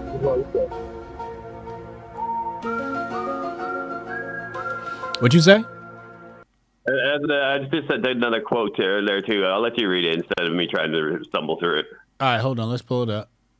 It says here, consider in this light the invitation to former U.S. Secretary of State Henry A. Kissinger to deliver a commemorative May 10, 1982 public address in London celebrating the 200th anniversary of Jeremy Bentham's founding of Britain's Imperial Foreign Intelligence Service. On that occasion, Kissinger bragged publicly that he acted as an agent of British foreign policy influence behind the backs of 2 U.S. presidents while he was serving as National Security Advisor and Secretary of State. Damn! You know, he also he had Pachenik murder fucking Aldo Moro, and everyone knows it. Pachenik wrote a book about it. Aldo Moro was the former prime minister of Italy. Okay. Henry Kissinger sat in the fucking office of fucking Assad's granddaddy and said, "Listen, bitch," and he ran his fucking mouth, and that's why USA is still at odds with Assad today. He flew into China this year. He made Xi meet him personally. He has 2 employees that actually, this is going to be, it might make things really wild. He has 2 employees right now who are kind of free agents, I assume, which is Xi and Putin. Putin's been an employee of Kissinger since the 80s because how the fuck else does his name end up in the movie The Hunt for Red October? Uh-oh. Because Steve Pachenik was the co-writer for Tom Clancy. Now, let's go ahead and, as far as the British Empire, there ain't a fucking thing British about the fucking royalty. Now, and I was going to actually mention this to you today. Just let's talk about this, right? So, when I say America is under the British Empire, we'll talk about what the British Empire is in a second. Am I somewhat correct or am I completely wrong? Does the Federal Reserve have anything to do with the government or the American people? No. Then no, you're not American, right? You know what I mean? Right. Canadian, same shit. But anyways, yeah, that's how I'll get to it. So, have you ever looked into the Borst, the Amsterdam Borst, the Antwerp, and you should look into that because that's all John launched it. So basically, 1500s Venice. They've erased Venice out of the books. Before that, it was Ravenna. Before that, it was Tyre. Before that, it was Rome. Before that, it was. So basically, it's the same bank in the empire that goes all the way back, and that's how you get Hannibal. That's how you get Constantine. That's how you get fucking Justinian. That's how you get fucking Charlemagne. It's all these people that we are supposed to revere are the ones who helped the bank move to the next city, and then they erase the history. It's always the banks who do it. Yeah, it's definitely the banks. Yeah. So yeah, when Venice was gonna fall, basically they moved half of it to, and this is the dialectic too. So the USSR and Israel just served the same people anyways, because in '88 they built a memorial to Stalingrad, which was a obelisk. And then they put a pyramid on top of the Israeli Supreme Court. So yeah, it's good to do. Anyway. So you said the British Empire is the Hittites. That's my leaning. We could say it was Nimrod and everything, but to be honest with you, the Hittites, man, they stick their way in there, and that empire is a lot more than the kids. Even if you look back at all the reliefs, whatnot, right? The Hittites actually use they have all the same reliefs as the Babylonians, and then they have the double-headed eagle of Lagash,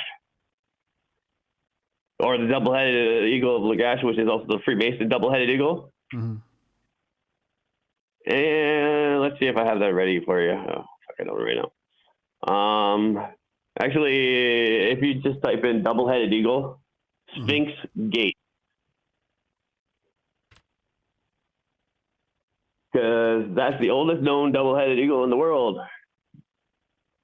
It's on a Hittite gate, which is a Sphinx gate. Yeah, it's in Mesopotamian origins of the Hittite double-headed eagle. Yep. They're paying tribute to the double-headed eagle, which is the Hittites. It's not Babylonian. And, if you think about it all the reason I'm saying that I'm going with them, they're wearing the Babylonian skin is because if I go every other generation, they always wear someone else's skin. Yes. So I'm like, well, man, why would they just right from the start be wearing their own skin? Why wouldn't they be wearing someone else's? So that's where I'm thinking it's the Hittites now. Yeah. That makes sense. Here's the fun thing too. I'll blow your mind. None of it's Saturn worship. It's all Jupiter worship. It's all Janus. It's all Ionis. Now, having said that, if you actually also go there, Hattusa, Hattusa, is the name of that site. You'll see a large, I'm going to call it jade cube. So again, that city was abandoned in 1500 BC. They have a large jade cube there. Then all of a sudden, they're Saturn worshippers because they always worship the two-headed god, and they show their two faces, so they're always hiding behind. Yeah. It's all the same people. And if you go back even today, you can actually pull open your internet browser, and you can type in Babylon usury, and you will see that it was in their law how much they could charge usury on every single thing, which indicates that it's the same banking family all the way through, and the ones with the red shield openly claim to be descendants of Nimrod, so they're probably descendants of Hittites. Got you. Hey, good stuff, man. Appreciate that. Hey, like I say, I despise Kissinger, but the shit's about to get wild because he has the biggest balls out there. Because you know what? Tell me how he stays in that position. No one else takes him out, and no one under him takes him out. Yeah. Yeah. The fact that he's still running says he's got more power than any of us could imagine. Yeah, that's a good point. And I hate the guy, but I respect his gangster. Yeah. Hotep Bill. Hotep and Bill.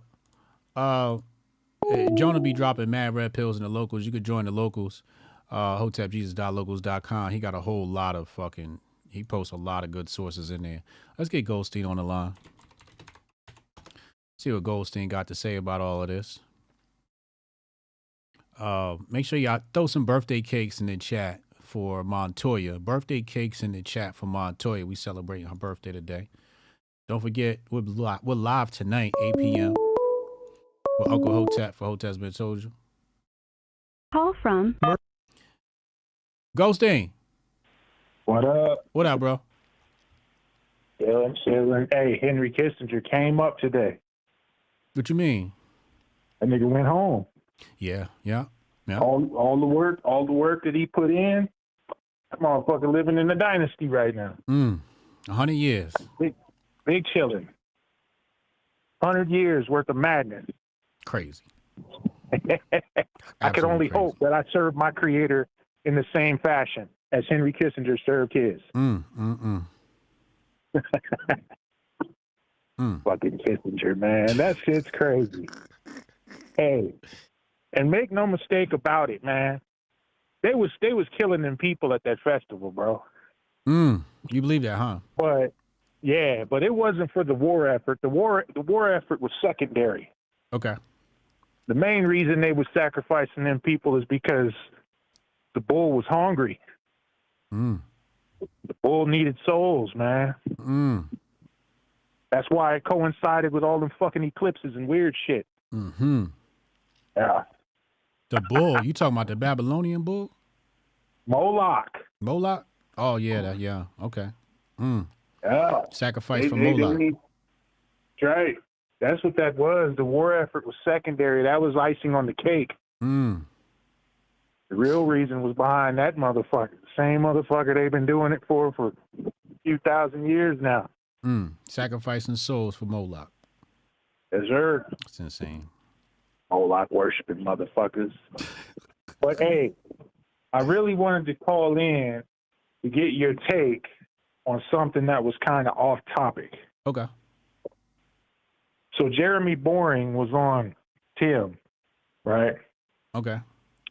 And he said that if we could get 5 million people to say the N-word on the internet, that no one would ever lose their job again behind saying the N-word.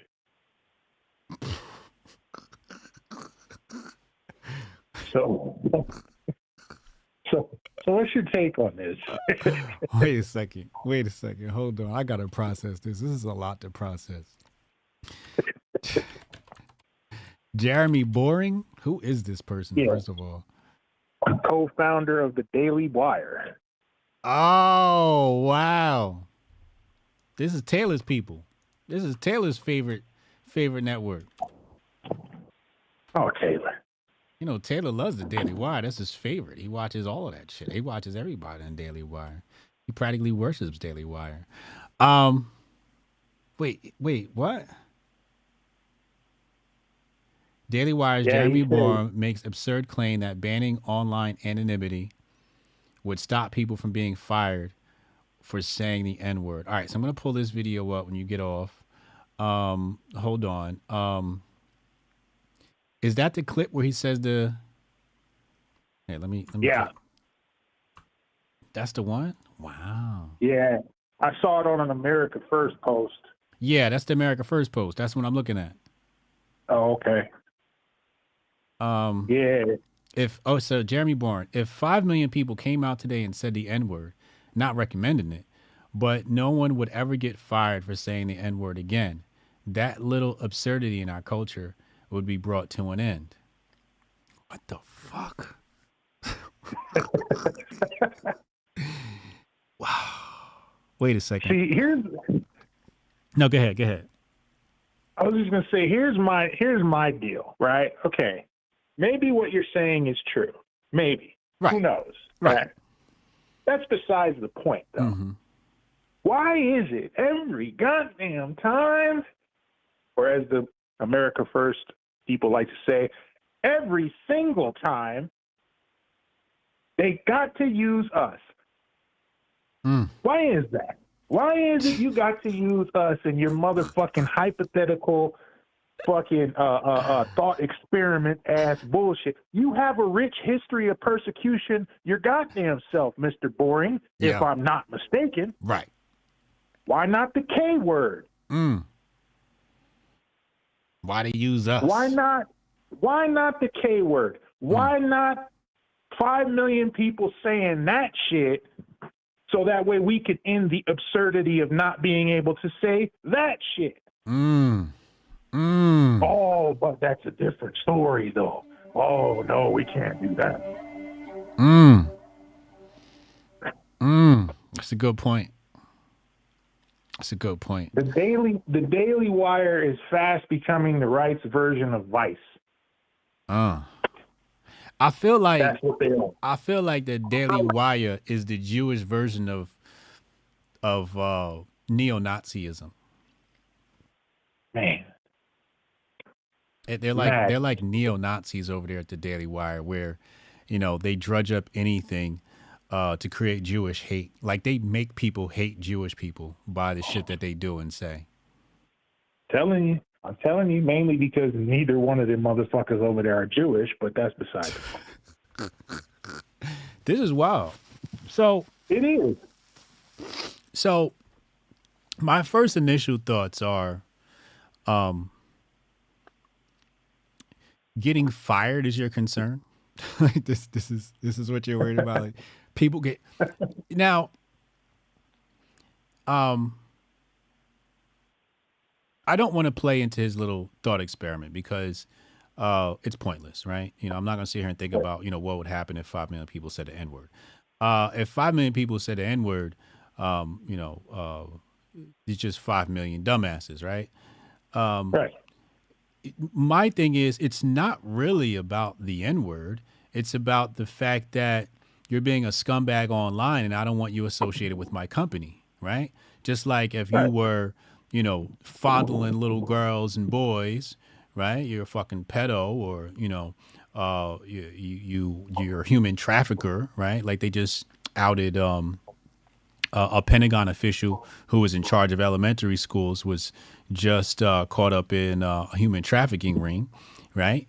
But it's more about the fact that, like, what kind of society are we trying to create here? Are we trying to create a society where people are respectful, or a society where people are disrespectful, right? So I would think we want to create a society where we respect all people regardless of their background, right? So it's kind of stupid. Like, for example, if somebody from Men of Water went online and said something disparaging, or just, it doesn't even have to be disparaging to a group of people. Because we've had this happen before with Hoteps, where I'm like, yo, take Hotep out your name, because this is not how we move, right? Like, I'm how I feel about arguing with strangers online and all that shit like that. But like, when you got Hotep in your name, like, you got to represent a certain way, so you representing us. So even if you're not, saying the K word or the N word or whatever it is, just general behavior online is a concern of mine. Like, don't act like a bitch, right? Don't act like a hoe. Have some common decency about yourself. That's what this is all about, decency. So it's like, you want a society where people are indecent, like, so they won't get fired? Like, no, I'm still going to fire your ass. Right. Because you're indecent.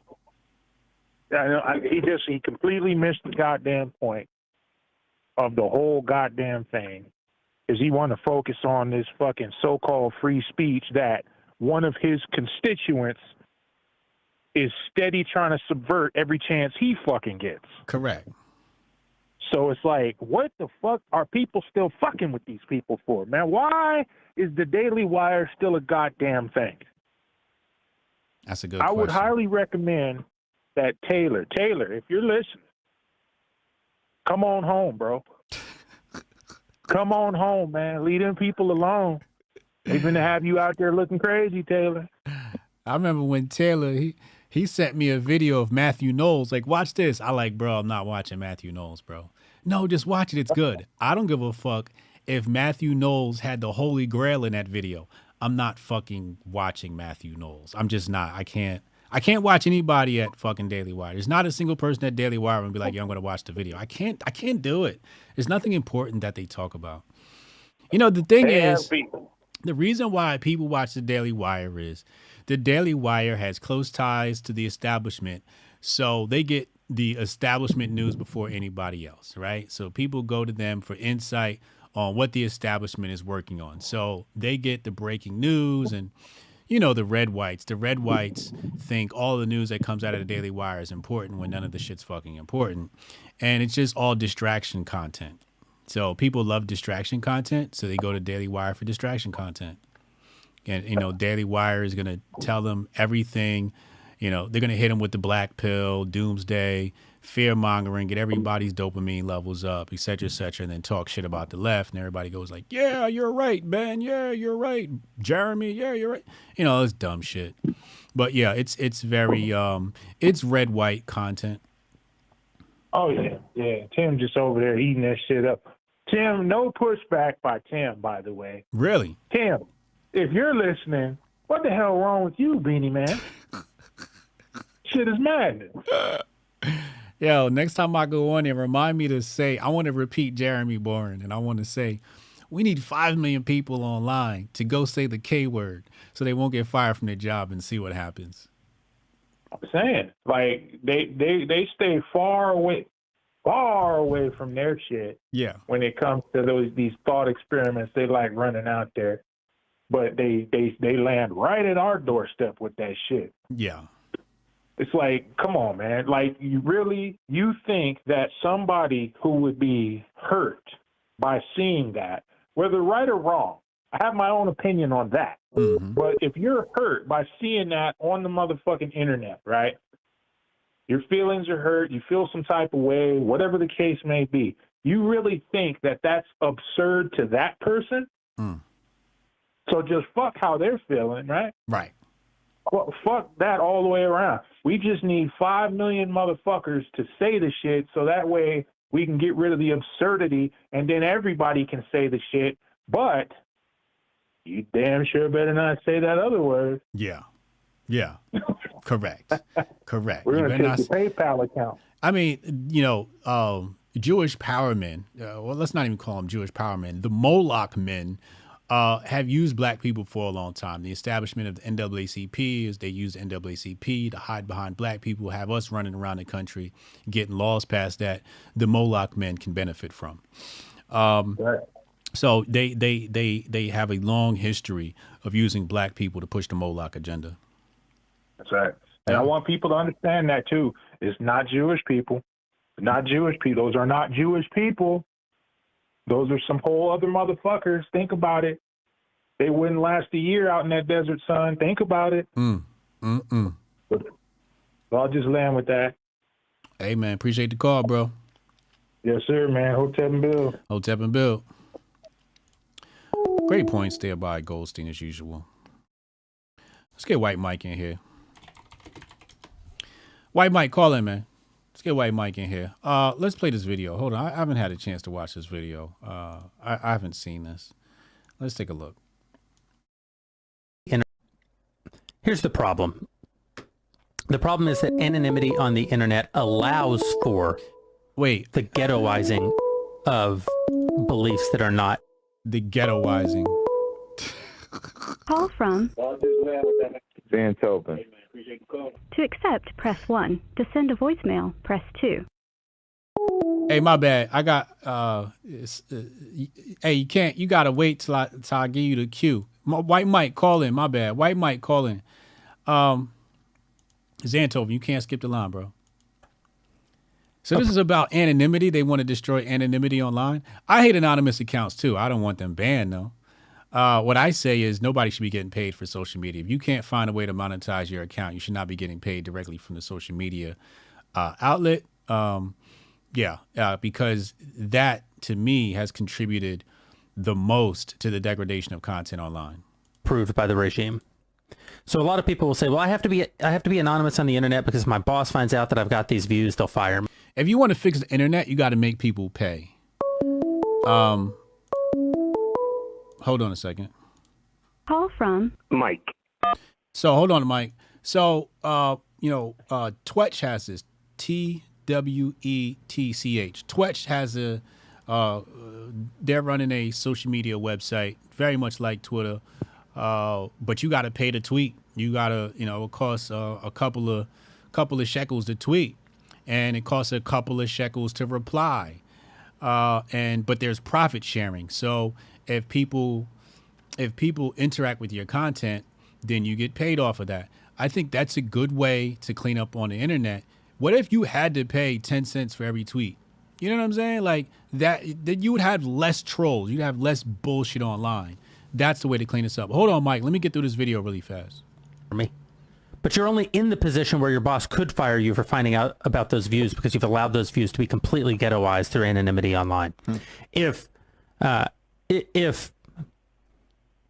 million people came out today and said the N-word, I'm not recommending it, but no one would ever get fired for saying the N-word again. Like yeah, they wouldn't be able to. You wouldn't be able to. You would have brought that to a conclusion. That little absurdity in our culture would be brought to an end. Is he going to explain how, like, his reasoning behind that, or he's just going to say that? Ghettoizing of our beliefs allows for the punishment of anyone who steps outside of the ghetto. Yeah. So if they catch you saying what you believe, they can fire you. But if we all just had our names on it and we're saying the things that we believe, and you might say that we would have more cultural cohesion if we didn't have online anonymity too, because the online anonymity also allows us to become more radicalized in ways that left and right, in ways that probably aren't ultimately good. So, I agree, but I think it's a cultural issue. Yo, White Mike, what's up, man? Man, just dealing with all this, man. You know how Goldstein just brings fire, and then all of a sudden your whole idea has changed on everything. Yeah. Man, let me start from the top. Karl Marx was a self-hating Jewish man, right? Yeah. Who ushered in all that stuff. I feel like Kissinger is just a continuation of the lineage. I don't feel like there's a lot of difference between those two men and what they've done in the world. The difference is we, fought against Karl Marx and his ideology, and we, let Kissinger walk right in. We put we set a place at the table for him. So it's, there's that. But that's kind of my long and short of that right there, man. Is it okay if I give you the red-white take? I'm not saying I agree with the take, but you're going to get this. And I would like to give you the red-white take on this Jeremy Boring scenario real fast. Yeah. Okay, now, please don't hate me. Please don't come at me, chat. I'm just going to give you a take, an opinion, an idea. I haven't heard from you or Goldstein. I'm not saying I agree with this, but here's the take on it, okay? And this is only the difference between, say, the N-word and the K-word, right?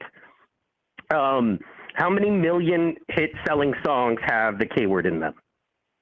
How many times do you encounter one. Jewish folk? Okay, one, fair. Comparatively to the N-word, right? Yeah. How many times do you encounter Jewish folk and you try to communicate or connect with them and they say you can't because you're not a K-word? I'm a real K-word, and so you can't understand me, right? Have they made the K-word an emblematic symbol of a club that you're not allowed into? And even if you say, hey, I'd like to empathize with your club, they call you racist because the name of that club is the N-word, and you're not even allowed to say the name of the club to be able to try to even empathize or understand that club. Right. Yeah. And then you make that a club, and then you use that N-word and elevate it to the point of, the top hit songs. A lot of the top hit movies, the funniest comedians in the world use that word ad nauseum in every song and in every comedy set over and over again. And then you're just told this group can't. Puerto Ricans can, Mexicans can, Asians can, just you, because of your skin color, cannot. Now, if you're using it in a negative way, I completely understand. But if you're using it because you want to be part of the cool club, that the cool club says these people over here that are brown and these people over here that are Asian, they can say it, some of them, if we allow them. But you white folk over here, because of your skin color, are completely not allowed to say it. right? So once again, I'm not saying I agree with this. I'm telling you this is what the red whites are going to come at you with. Okay, so I'm just trying to give you that idea. I still and don't put that understand the thought there. argument as far as what Jeremy Boring's trying to say. I don't get the correlation. Well, because if 5 million people came out, you couldn't fire them all because you would have you'd have a shutdown, right? If every trucker and every, you know what I mean, UPS worker and every Amazon line worker all put that on their Twitter, you couldn't fire them all, or you'd have an Amazon shutdown, a UPS shutdown, an airline shutdown, right? Because it would be too many people involved in too many sectors of society that if you fired them all, society would shut down and the economic backlash would be so awful that you have to just let it go. It's his theory. Once again, I'm not saying I agree with any of this, bro. But, you know, that's what I love about your show is that we're allowed to do these thought experiments and put alternative points of view out there. You know what I mean? So I'm just telling you, I know red whites. So what does that? So what is that? So what does that have to do with the fact that, you know, we use it in our music and our comedy and it's ubiquitous? Because it's not always meant to be a racist term. Because if you decide whenever these white people whenever these people with this skin color and this eye color say it, it's ugly and derogatory. But these multi-millions of people around the motherfucking planet can say it, and they're promoting us and they're promoting our work and they're rapping our song and they're repeating our comedy and they're taking our product and pushing it out there as a organic marketing tool because they love the art we're putting out there and they want to put money behind it and repeat it. You know what I mean? So saying every time a white person says an N-word, even if they're repeating a Dr. Dre song they've heard for 20 years that they love, that's in their heart, they wake up and it's just in their head. But if they say the N part of that word, they're a horrible racist. A lot of white people would say that's not fair. Yeah, they do. They generally do say it's not fair. But I'm not saying I agree or disagree, man. I'm just telling you I've heard this argument a lot. I've heard this argument too. My only response is you could say whatever the fuck you want to say. You just better be ready to arm up. Yeah, I don't disagree. I don't disagree. I will say that are there white people I know who are... For example, right? I always like to use this example. Irish people back in the day talk to each other in a very derogatory way. Italian people talk to people, their own people, in a very derogatory way, called each other bitch and all types of other shit, right? We're mixed. Irish people. Yeah, mixed. They'll say it to each other, and in that term, it was playful endearment and joking, right? But if you said that as an outsider to somebody, you would have got concrete boots, right? And you would have been underneath the Hudson River. So it's not about the word. It's about who controls the word, right? And who's willing to fight over the word. So if a white person says the N-word, you can say it, wherever you want, and you may face those consequences. If I were to, go to a restaurant and call some man's wife a cunt and he kicked my ass, nobody would say, well, he's allowed to use the word cunt. No, you would say that's disrespectful. Now, if he called his own wife a cunt, you'd be like, well, that's his wife and that's their business, right? So that's how I look at this is it's family business, and people outside of the family can face the consequences when they overstep the boundaries that we deem necessary. I completely agree. And the push, once again, I do not agree with this, and I'm going to come with the other side of it in a second. But I would say the pushback on that is name another word that is so mainstream that you can turn on your radio, you can turn on your TV, you can go to Instagram, you can, you know what I mean? Yeah. In any form of media you go to, the N-word is prevalent. Yes. It is prevalent, right? Yes. And here's the anomaly of it, man, on a personal level that's kind of weird to me. I'll be honest, and then I'll hit you with the other side, is that I've never seen a word in any culture that so many people use and is so prevalent, but this one group is not allowed to use, or they're castigated. They're called bad, ugly things in society. Now, let me hit the, and that's a side note, but let me hit the other argument, and that is that black people have been subject to a demoralization campaign since the beginning of propaganda, and especially since modern media in America. To the point of you watch Top Chef, right? Season 14, episode 1 of Top Chef, they bring a white man and a black man to a fucking plantation to have a cook-off, and then the white man wins. You can't tell me that's not a demoralization campaign. Now, to me, that's the N-word, right? Okay. On a white person level. Okay, because in fact, I was just watching a comedy about this. Vince McMahon said N-word to John Cena back in the day, and he was like, "How you doing?" He was like, "Oh, boss, I'm just trying to do it now." He was like, "Keep it up, my N-word," right? He said that to him, and then it cuts to Booker T and his girlfriend, and he's like, "Did I just hear that?" Right? And then they just walked on. Tell me that's not a demoralization. I understand they play their game, but that's demoralization. So whatever happened, happened to Vince McMahon? Did he face any backlash for that? Not at that time. Remember late 90s, early 2000s. Now, things were different. Did the black people that watch, right, like Nerd Nash loves wrestling, did he divest from his company because he said the N-word? No. No, black men still watch this shit, right? Right, and Booker T, was a part of that, sketch, if you will, because all that shit is sketch, right? But Booker T was a part of that, a main part of that. What did Booker T do? He was mad. He was like, "Man, did I just hear that stuff?" But and what then did his he girlfriend do? was like, "Calm down, Booker T. Calm down." But what did he do? Did he kick his ass?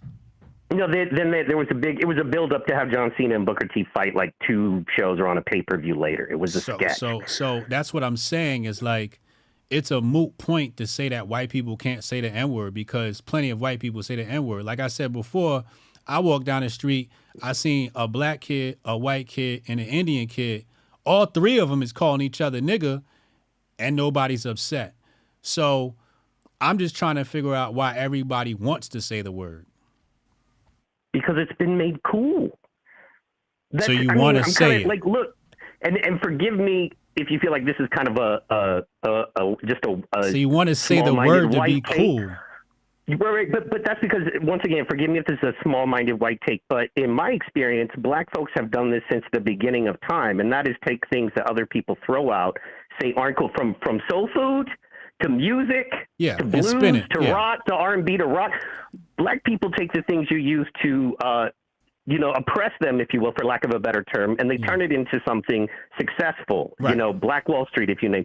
So I feel like that's what black folks have done with the N-word, right? Now, once again, I'm cool. I don't ever need to say, I got enough tools in my bag. I got enough bullets in my gun. I don't need a word, and I don't need to fight over the justification to say the word. In my opinion, it's black folk stuff. And if they say, "Hey, man, I'd be way more comfortable if white folk never said it," okay, cool. That's an easy one. I got enough to argue with you about to grow and build together. That's an easy one to concede, right? But I do feel, talking to other red whites, is that it's because it's made marketable and cool. Is that everybody wants a piece of the market. Everybody loves hip hop. It's not like I can't go buy a Dr. Dre or Eminem CD because I'm white. I get CD. Well, I'm showing my age. We used to buy these shiny things called CDs, y'all. But anyway, they were like records, but shiny and small. But anyway, you get my point there. I just wanted to bring that point up as a point of contention that you will be dealing with probably on Twitter and comments. I'm not going to. Once again, I don't agree with it, but I'm just saying that I don't deal in those conversations. But fair enough. I know you're a higher brain, and this is what I wanted to mean. I couldn't sleep last night. Like my point is, if you want to say the word, say it, and if you get canceled for it and lose your job, then maybe you shouldn't have said it. And if you get your ass kicked, maybe you shouldn't have said it. But if you can get away with it, fucking say this shit. You know what I'm saying? I think it's one of those, you should respect the folks that have been subject to a demoralization campaign from that. I think the N-word is not as big as Jewish criticism, right? Like people talk about, if you say the N-word, you get fired. Okay, criticize a Jewish person and see what happens to you. You get fired. Oh, absolutely. You get. It's much worse. But we don't. Okay, so we don't get red whites, except for the far right, arguing for that, right? Like Jeremy Warren, he doesn't argue for the ability to say, to criticize Jewish people, right? But if you criticize Jewish people, your life is pretty much over. You say the N-word, you might get fired. You can come back from that. You can come back from saying the N-word. You cannot come back from saying something hateful about Jewish people. You just can't. Your bank account gets snatched up, your career's over, and you're blackballed, and the ADL's writing articles about you. You say the N-word, you get a couple of articles. You say something about Jewish people, it's a wrap. So again, you get away with whatever you can get away with. I'm in agreement with you. You know me, I'm a pretty hardcore free speech absolutist, just because I would rather stuff be okay. So, for example, you go to prison in some places. Some places you say you talk about Jewish people, especially in the UK. You say something about Jewish people or Germany, your ass going to jail. That 100. Well, and I would rather know, man. If I'm looking for a house, right, and say I'm in a cul-de-sac. Mm-hmm. If they're all racist folks in that cul-de-sac, I want to see the flags. I want to see you know what I mean? I want to know so I don't move to that cul-de-sac. This whole everybody's got to keep quiet and pretend like they all no.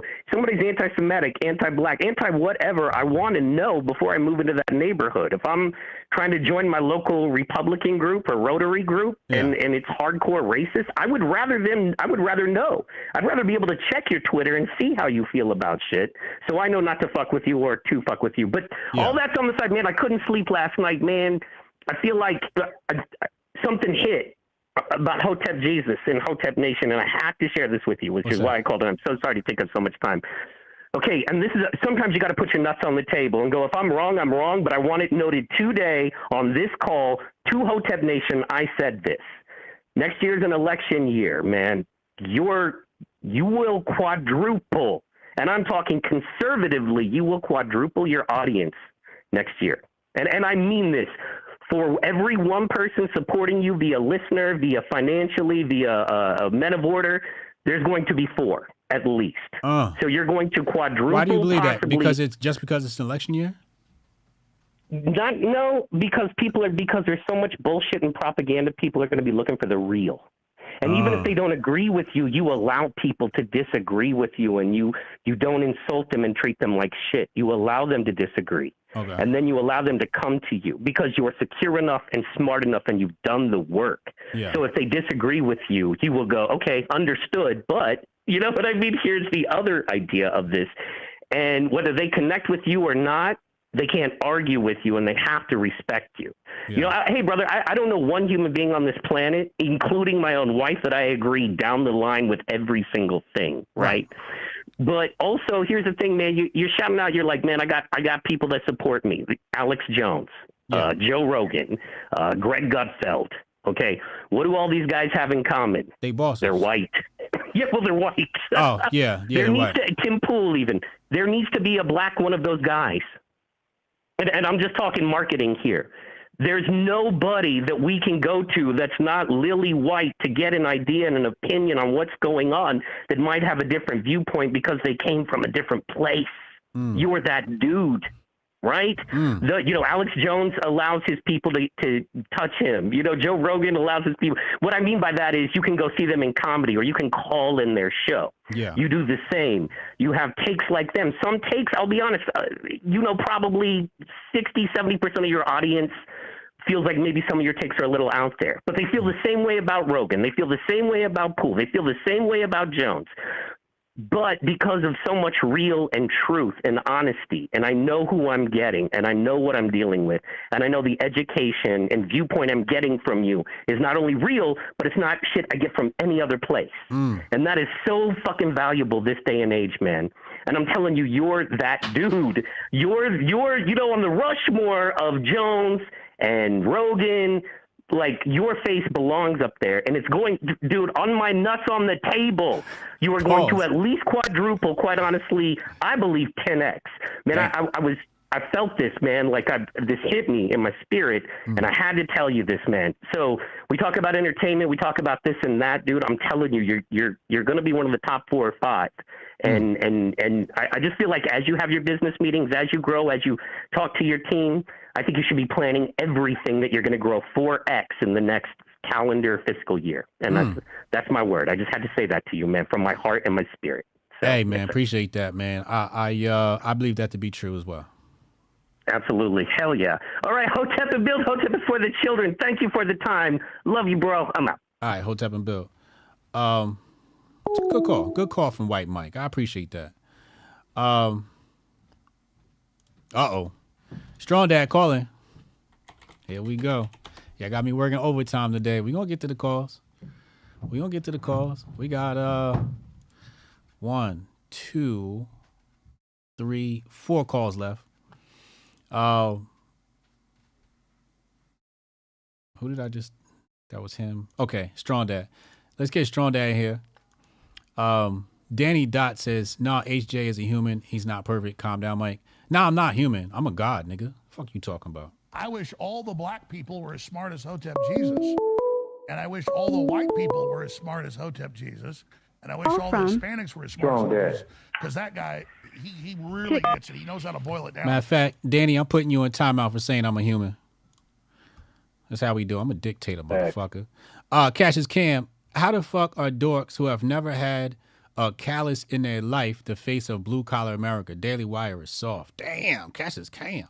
Strong Dad, what's up, man? What's going on? What's up? What's up? First of all, shout out Booker T. That's one of my favorite wrestlers. Okay. Yeah, yo, I used to hit that theme from that was my jam. Anyway, before I step into this N-word conversation, this nigga conversation, I you know what, Goldstein? I apologize for coming at your dogs. Don't ever connect me to Lupe Fiasco. All right? If I was Lupe Fiasco, I would most definitely never debate Hotep Jesus. That's something that I wouldn't do. So let's just. I'm not gonna ruin my reputation like that. Yeah. So let's just be clear. You did come for his dogs before you talked about your skateboarding. Yes. Okay. Yes. So you did start it. Absolutely. Okay. Absolutely. He is a hobbyist. All right. You just put it like this: if you skateboard, then that's cool, but you're not a skateboarder. You know what I'm saying? There's a big difference between someone who rides a skateboard and someone who's a skateboarder. All right, let's talk about the N-word. So, let's get spicy. Anyway, sorry about that. Anyway, yo, the N-word. First of all, you can call me whatever you want as long as my money's green. You know what I'm saying? I'm gonna just set that standard right there. You know what I'm saying? As long as you finna take my money, you can say whatever you want. I don't care. If you try to harm me now, that's gonna be a different story. Right. Red whites, they don't want to say the N-word because it's cool. I know that's Fresh Mike's take, but they just don't like black people. Like, come on now. You're saying they want to say the N-word because they don't like black people? Yeah, because they just don't like black people. Listen, I got white homies who, if they say the N-word, it's because that's how they feel. Like they're, you know what I'm saying? You can tell. Like if Rudy said, "Man, you my niggas," right? Like I would know that he's saying it from the heart. You know what I mean? I'd walk away from Rudy if he said that to me. I'd be like, "Yo, I need a 5-minute break, bro. You gotta calm down. I need a 5-minute break." I wouldn't walk. I wouldn't away. be mad, but I would like, definitely walk away. I'd be like, "What?" You know what I'm saying? But it comes from the heart. It comes from the heart. Yeah, I feel that. I mean? That's how I'm conditioned though. I'm conditioned to not accept the N-word from white people.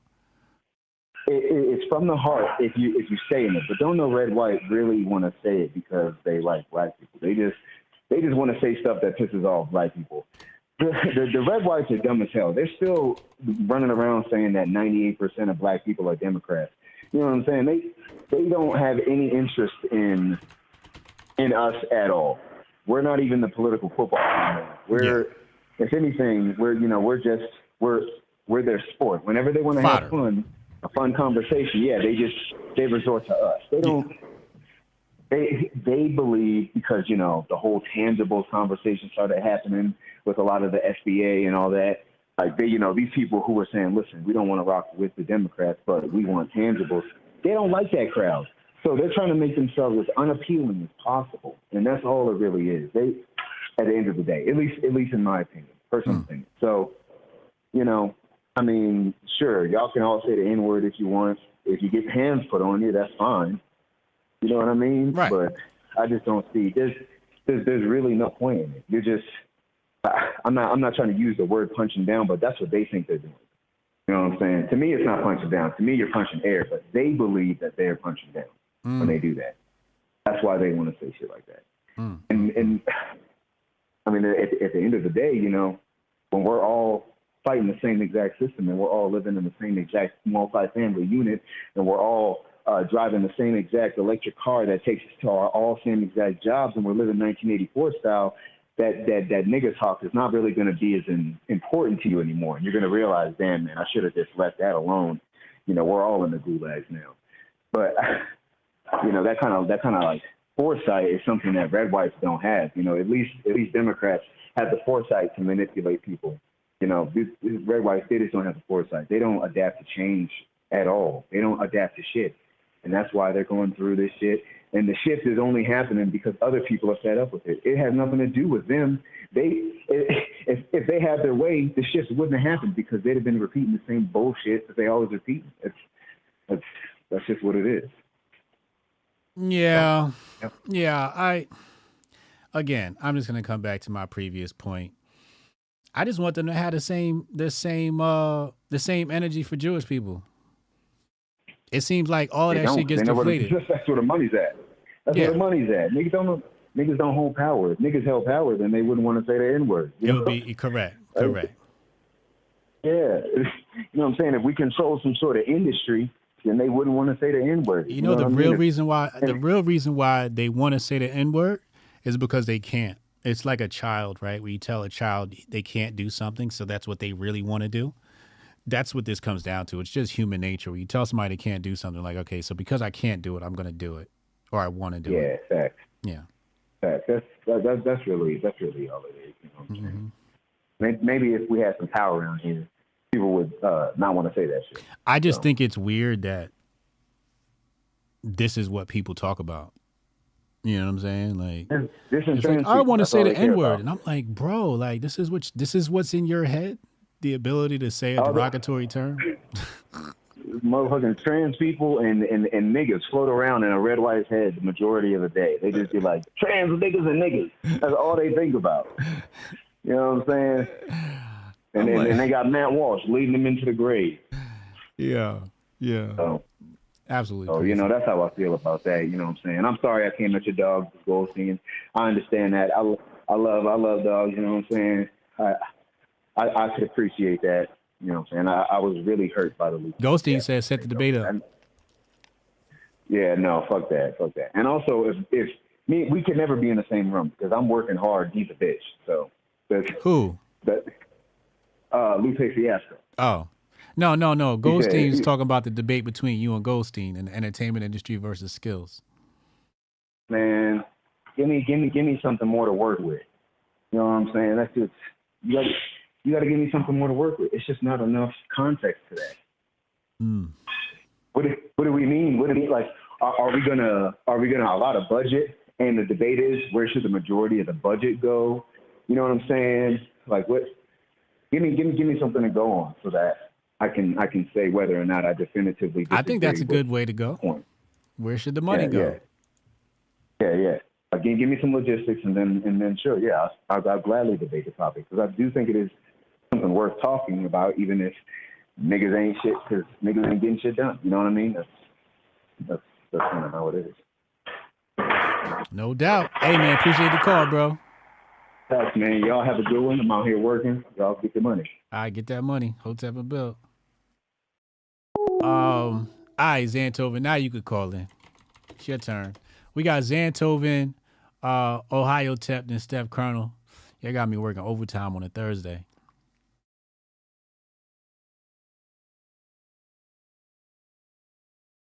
Jerome said, honestly, I don't like being told I can't do something, especially when others can say something, but I have no desire to actually say it. Okay.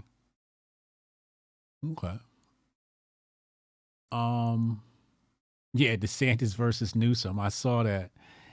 You know, the DeSantis versus Newsom debate is about raising the profile of each of the candidates. However, I think DeSantis has the most to lose and Newsom has the most to gain. because nobody even knows who Gavin Newsom is.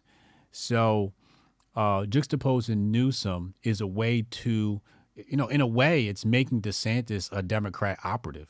Damn. Hotep, you're a genius. HotepJesus.com. If DeSantis does a debate with Newsom, he's a Democrat operative. He's an op. It's controlled opposition. He's a Fed. He's working against the Republican establishment, Republicans, conservatives. He's working against the interests of America by taking a debate with Newsom. He's only thinking about himself, right? But again, he has nothing to gain and everything to lose. Because if he gets mollywopped by Newsom, it's going to destroy him. If he beats Newsom, it does nothing for him. But either way, Newsom gets to borrow from the brand name DeSantis because DeSantis is a bigger name than Newsom. So yeah, DeSantis should not take that debate. He has nothing to win, and he's an op if he takes it. He's just who are you working with here, bro? Zanthoven is I don't know where he went. Steph, go ahead, call in. Ohio Tep, call in. Whichever one of you call in first. It's your world. So my post about Henry Kissinger, some people are disputing it. And they say the fact checkers are saying that he never said this. So here's a PolitiFact. But now posting shares.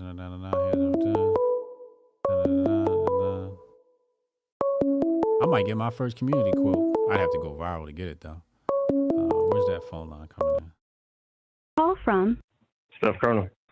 Steph, what up, man? Yo, what's good? What's up?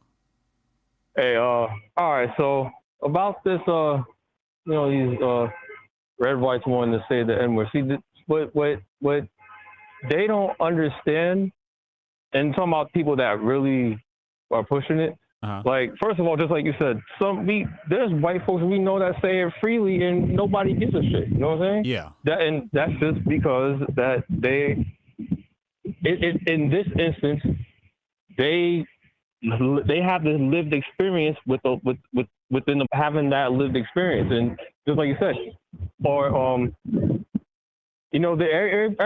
everybody isn't gang. You know what I'm saying? And that's just how the game works. If I go to another country, I gotta abide by the country's customs. You know what I'm saying? If you in our community, you gotta abide by our customs, and that's how the game goes. Right. Now, I know this was years ago. I was cool with the white dude I was in the conductor's program with, and we had to do an assignment, and so we had to get a room down in AC and whatnot. So while we was driving down there and shit, you know what I'm saying?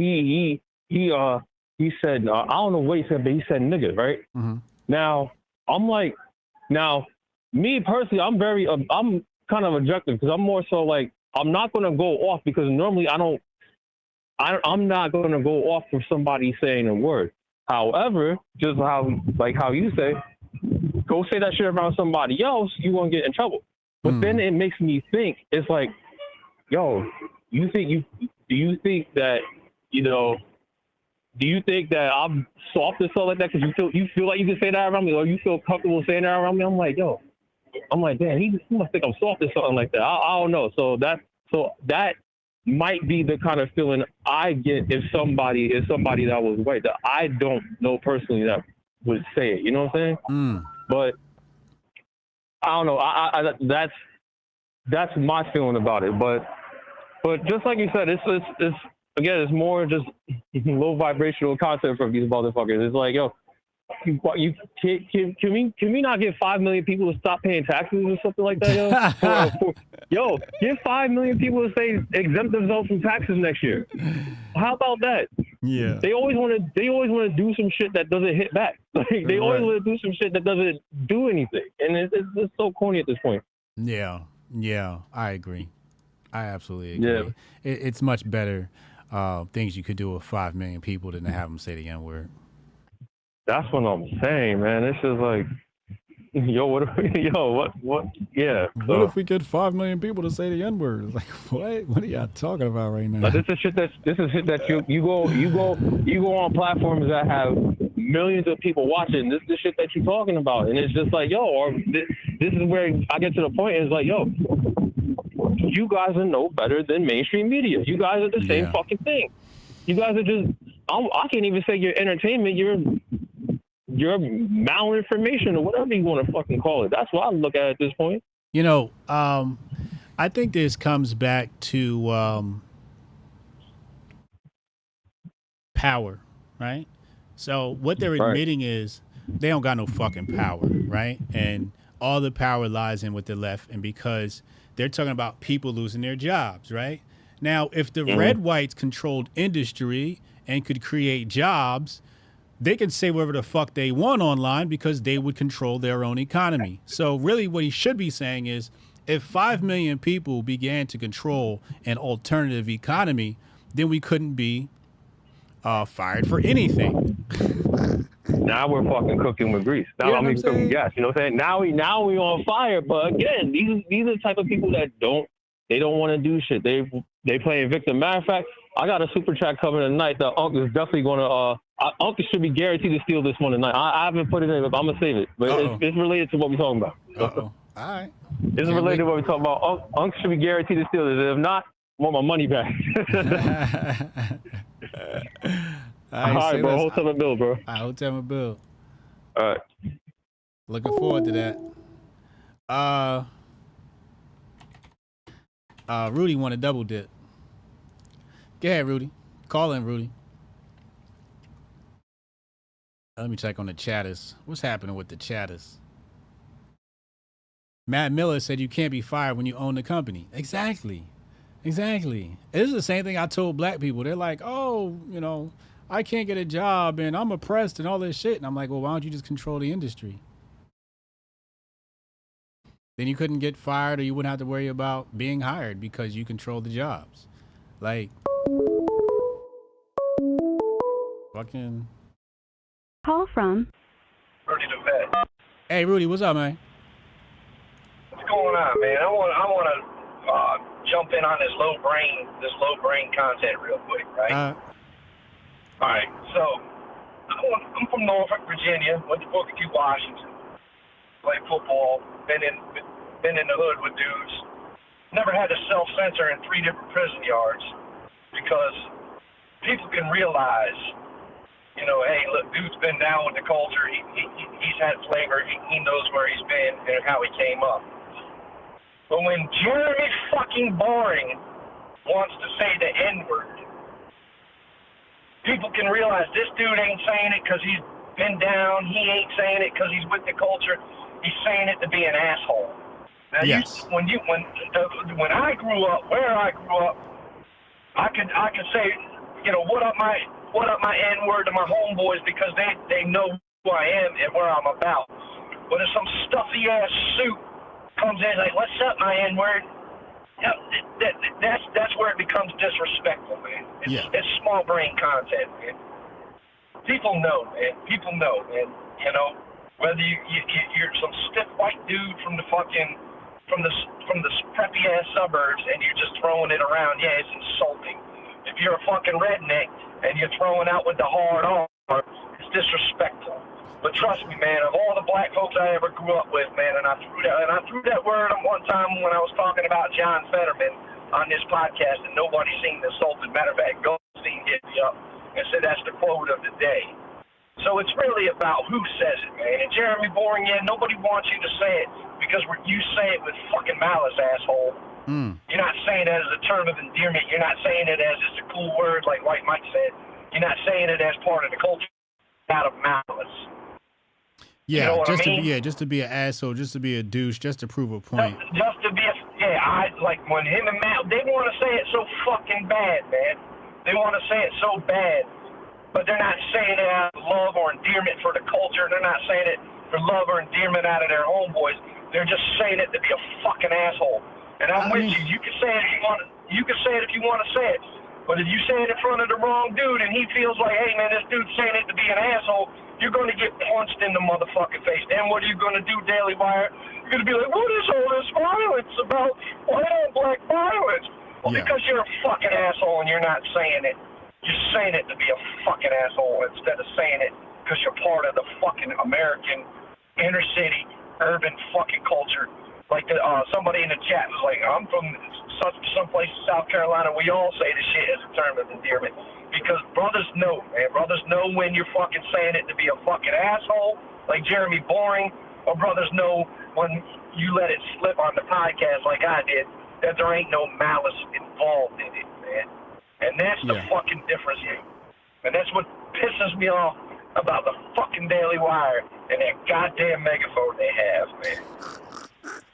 Sorry, I wanted to double dip, man, but I mean, this shit drives me up the fucking wall, man. Yeah, no, that's a good point. No, that's a good point. It's point well taken. You know, my thing is with all of the capital that Daily Wire has, with all of the power that Daily Wire has, if you want to say the N-word, make a donation. You know what I'm saying? Do something good for the black community and buy an N-word pass. Man, ain't man. Yeah. Give HJ a job, and then every day they can call up and say, "What up, HJ? What up, my hand?" Yeah. I think, you know, at this point, I would need $500,000 up front to work for the Daily Wire. I mean, shit, up front, free and clear. You deserve more than that, brother. But just when you get that Daily Wire back, man, put me on the street as your street boy. I'll never get the Daily Wire bag. I don't want the Daily Wire bag. You know, man, like it's like what Mike said. You know, I'm on the Mount Rushmore. You know what I mean?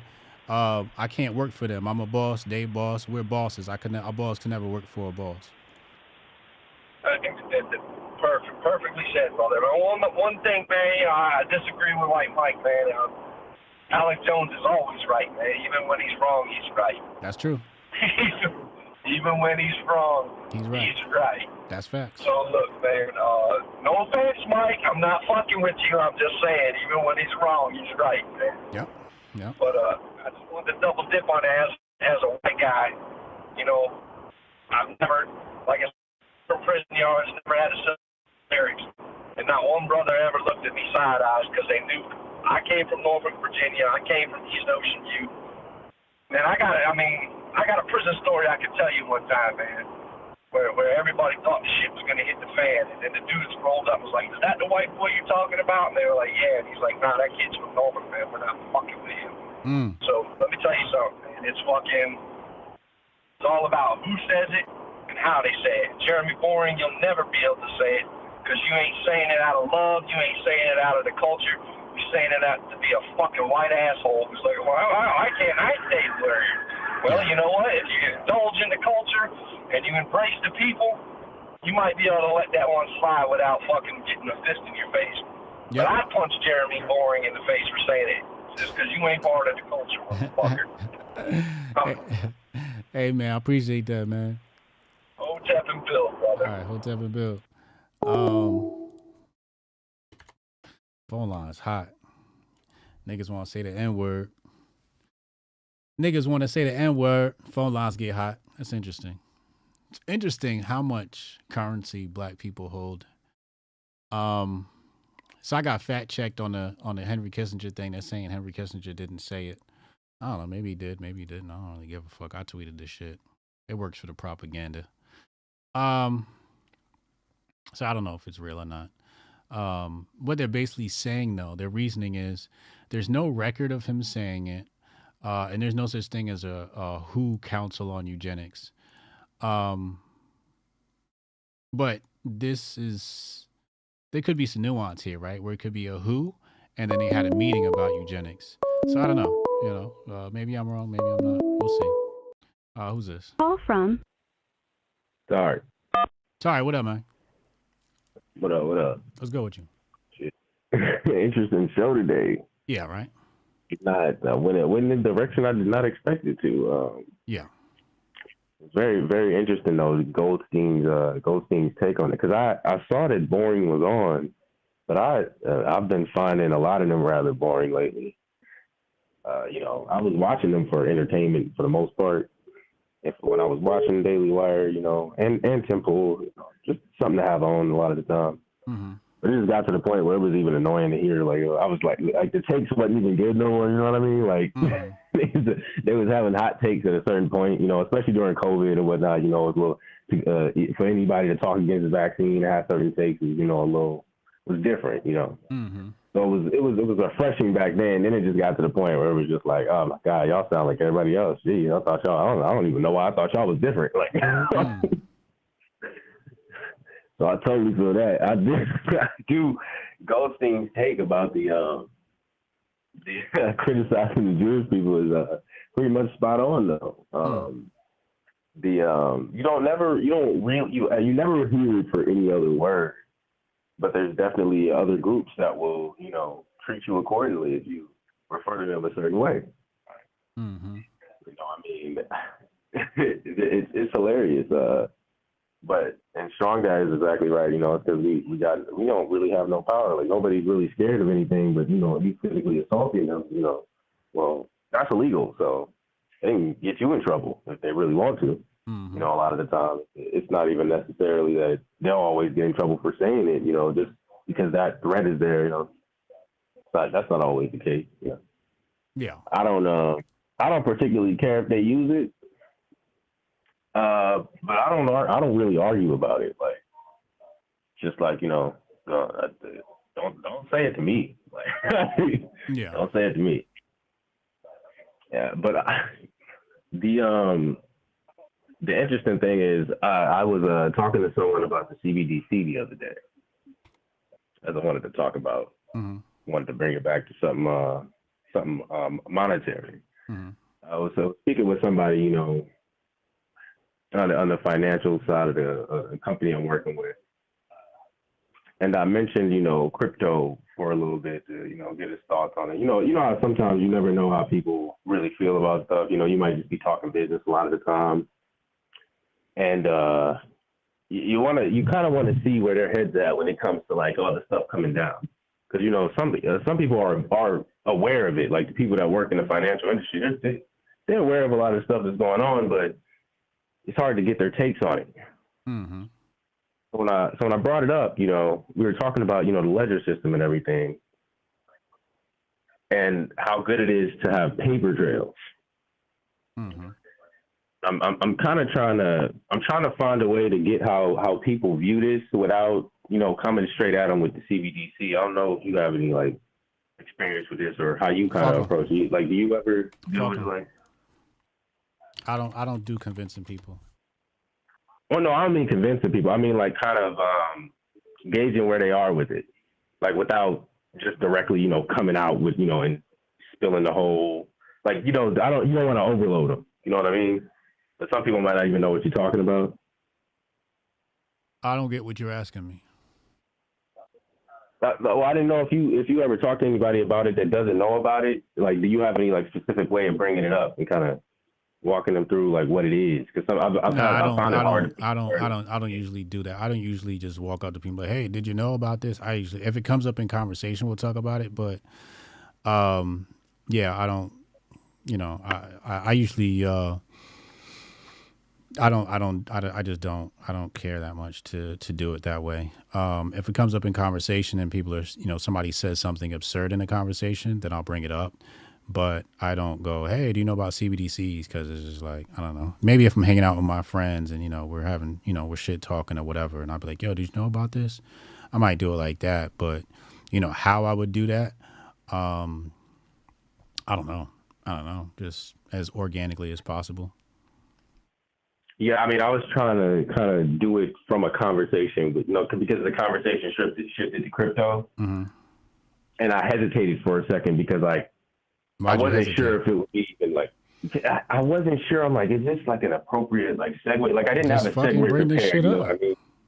Yeah, I know. It's what the fuck is you afraid of? Well, it's more like in, like, business conversations. I don't want to share like my personal opinion on it, so I kind of don't want to bring it up sometimes because it's like I don't have anything else to say about it unless I kind of bring my own personal opinion in it. You know what I mean? Like otherwise, I'm just giving them like news or telling them what it is, and then that's why I said like I'm not even really like prepared to even like go into the whole thing with them if they're not even aware of it. You know what I'm saying? Mm-hmm.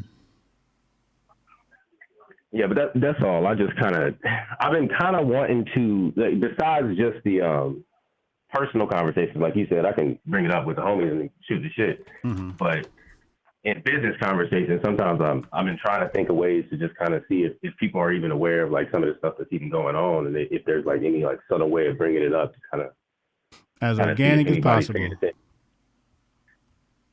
Yeah, I mean that's usually what I do. So you're right. Just kind of wanted to pick your brain on the topic for a second. Yeah, I've been thinking about it a lot. No doubt. Appreciate the call. Let me get to the next call, Leo. Yeah, man. What's up, Bill? Yeah, somebody was trying to call in. Go ahead, call in.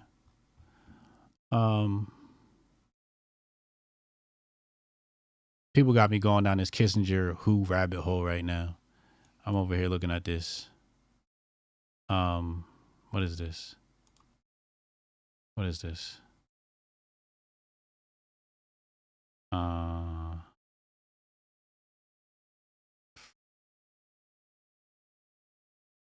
What is this?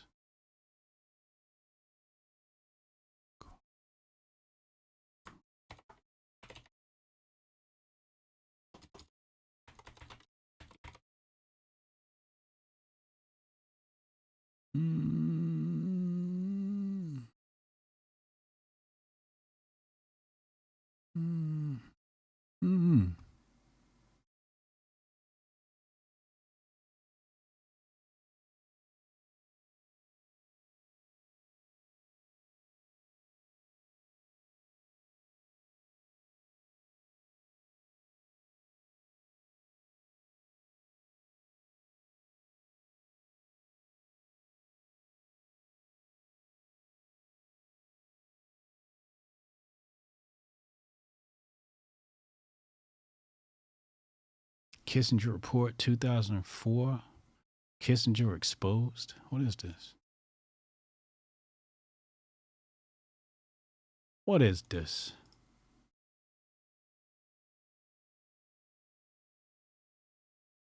What is this?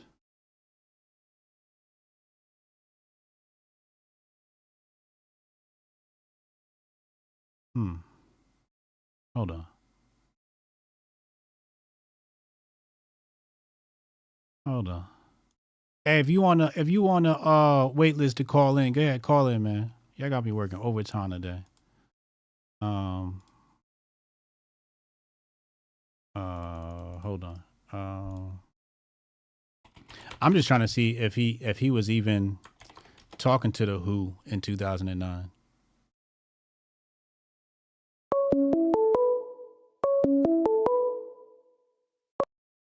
Call from Mark.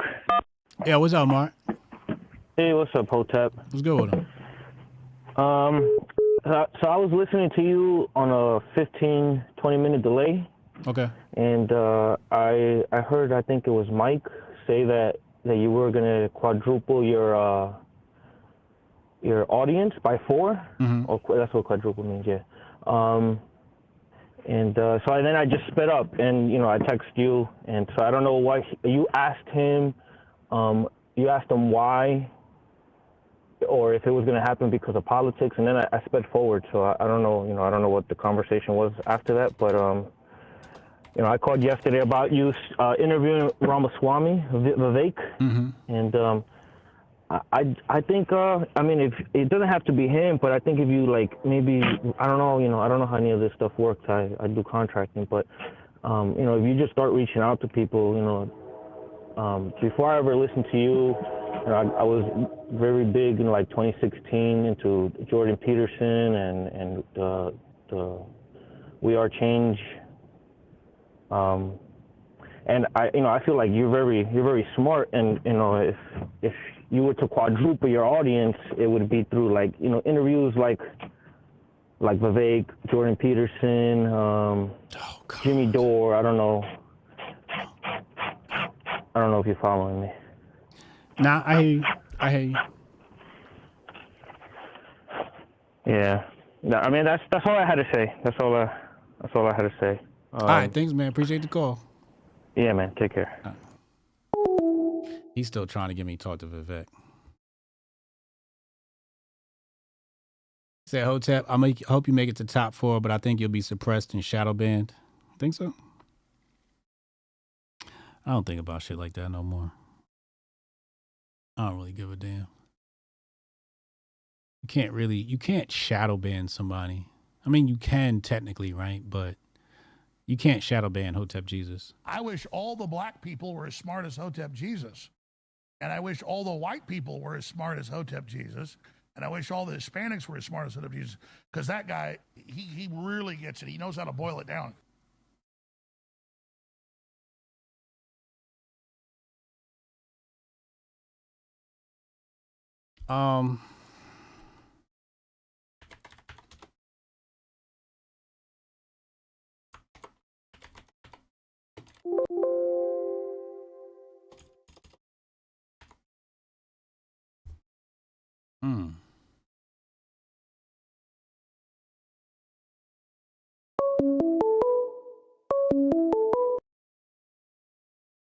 Call from. Yeah, what up, man?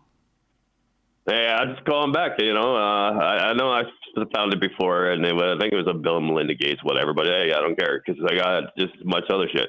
Mm-hmm. So in the text here, I just sent you the NIH where they admit Henry Kissinger was talking about fucking starving people, and then there's also the Kissinger report for world depopulation, which is declassified. Yeah, I saw the Kissinger report. Yeah, I pulled that up. At the Convention for World Food Conference, leaders of the undeveloped nations hope to press hope to use the conference or forum to link food shortages to overpopulation. Yeah. He tried to blame the food crisis on the oil-producing nations and the energy crisis. Yeah. And that's where he's, again, dude, this is another one where they don't have a recording of his exact quote. So they're saying, like, we can't attribute to him.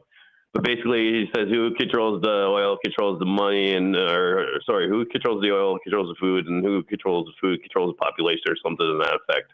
Yeah. Again, too, just because you give a speech behind closed doors and you're a fucking like sociopath that wants the entire population dead doesn't necessarily mean you get like a pass when you're going for things that are like pretty much what you would put in a report.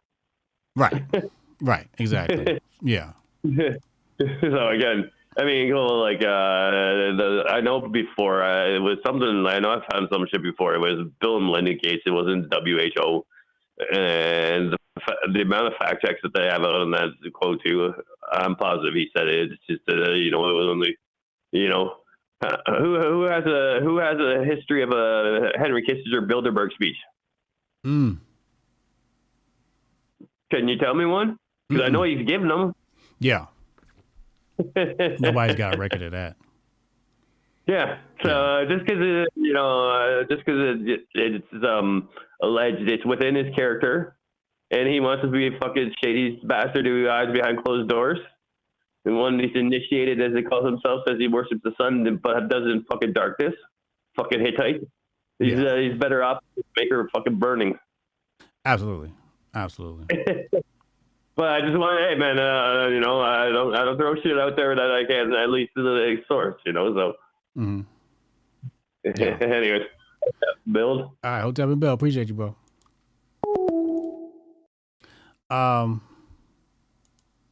Yeah, I don't know. I don't really give a fuck. I can't be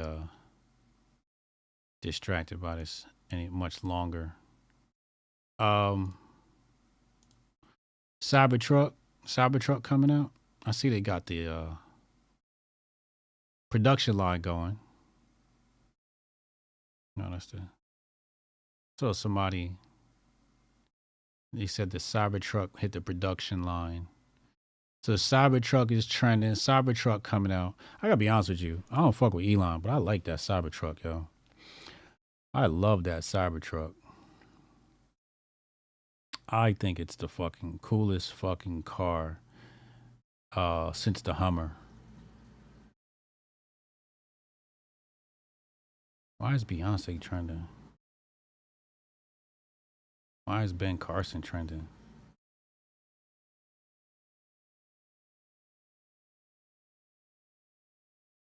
Ben Carson is leading the pack for VP? Yeah, I'm done. I'm done here. I can't deal. Call from. Yeah, what up, man? What up, God? What's going on? What's good with him? Shit, man. I had to piggyback on you, man, seeing how you always do what you do best. Okay. Inform the people. Yes, sir.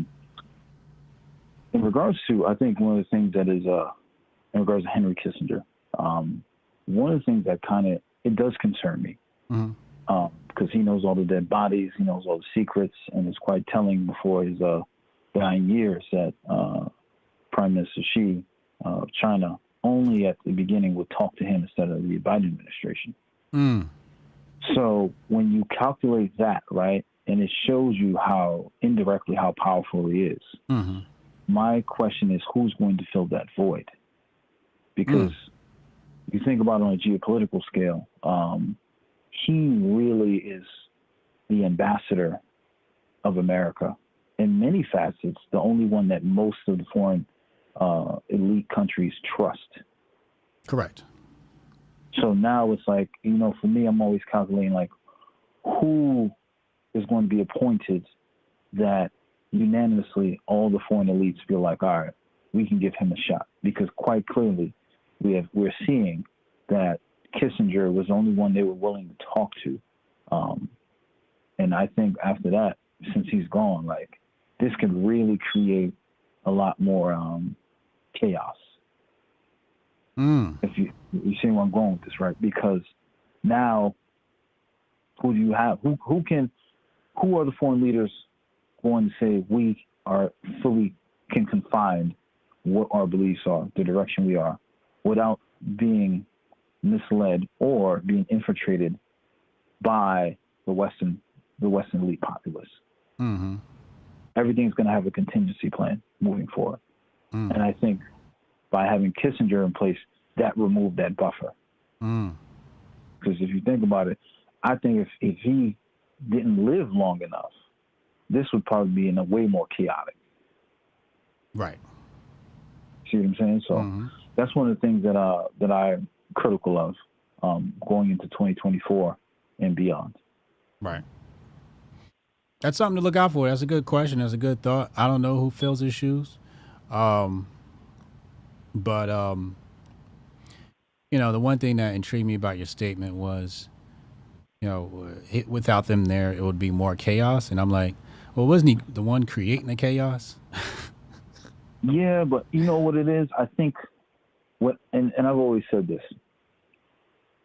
I think it's weird to say this, right? Some of these older guys that hold these positions, I don't know if they get soft or their perspectives change because now they're looking at what, it's like they say, Mike Tyson says, right? Everyone has a plan until they get punched in the face. Yeah. And you're seeing this where people are punching back, right? In small doses, whether it's in France, Amsterdam, Netherlands, right? You're seeing these micro doses. And even to the point where now it's, like the EV situation, right? They were pushing so heavy, but now you're seeing manufacturers like, yo, we're not making any money. Right? So now it comes down to, okay, I created these problems, but now I'm looking at, is this going to fit the bigger populace of our plan? Or is this going to bring more havoc? Because at the end of the day, like, time is money. Right. And no one likes plans to be pushed back, especially if it has to get pushed back astronomically. You know what I'm saying? So I think that's where the dilemma is playing a role between the East and the West. Because obviously we could see this with the Israel-Palestine situation, even though I do think that's not over. Yeah, definitely. That's far from over. It's far from over, right? But the fact that there's outside of this ceasefire and releasing hostages, there's something that is happening behind the scenes, and that is basically saying, hey, we get you guys want to stay to, maintain a position of power. But at the end of the day, if this is going to be the way you maintain it, the rest of the foreign elites are not going to accept this, because now you get into it's like on some, street shit, right? You got when a hitter hits, somebody big on the block, everybody is up in arms. Right. And this is what's happening. So now I always felt that Kissinger was the dude that was like, all right, cool. Let me go speak to, you know what I'm saying? Let me be the guy. You know what I'm saying? Versus him being the Joker in, with, what's his name? Heath Ledger position as, you know what I'm saying? Burn it all. So that's where I see this. But again, yes, I agree with you. They did create the chaos, but I think what's happening now, these microdoses of pushback, people, this internet information, people like you, others spreading word faster. Now, people, especially in the environment where you can be put in a situation, if we get one more inflation spike, you'd be damn near homeless. So, and, it's too much rumblings. And I always believe the elites don't like too many rumblings. They like distractions, but they don't want too many rumblings for the simple fact that the rumblings can be easily dissected. Right. Just like you break down certain things. Now, you're going to have a huge intellectual populace who, the new generation is like, no. This is a deep fake. No, this makes no sense. Oh, you see what I'm saying? So, Nah, it's a good point. I like the way you think. You know what I'm saying? But that's all, God. But thank you as always. Hey, appreciate you, bro. Hotep a bill. Oh, it's a pretty deep thought right there. Y'all tuning in tonight? Y'all tuning in tonight for Hotep's Been Told You, 8 p.m.? Who gonna be here for the premiere show on his channel, Hotep's Been Told You? You know what I'm saying? You know what I'm saying? I'm about to, I might stream some chess. I don't know. I might not. I need to take a break and do some pull-ups and push-ups. Maybe even eat. I haven't eaten today. I should probably eat, right? I should probably do that. There's a new iOS update. What's in this update? What are they talking about now? Security fixes? All right. I'll wait and see. I'll wait and see what people say.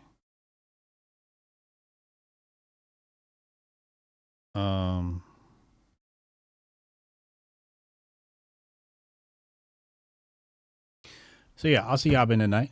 He said me and my wife always watch Hotep's Been Told You. Shout out to Diesel. Appreciate you, man. I'll see y'all tonight, man. Hotep and Bill. Yeah, I can try to get that handled for you. Again, it's only my second day, so if you can give me a second. How am I supposed to do this? How the hell are we supposed to do this by 5 o'clock? I have no clue. Is that possible? Hey, do you have the password to...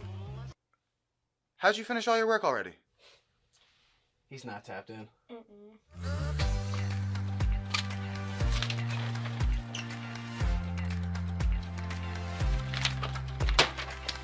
How'd you get that done so quick? They think they're gonna be able to budget that? It's money. That's money right there. You understand? You guys finished your work 6 hours early? He's not tapped in.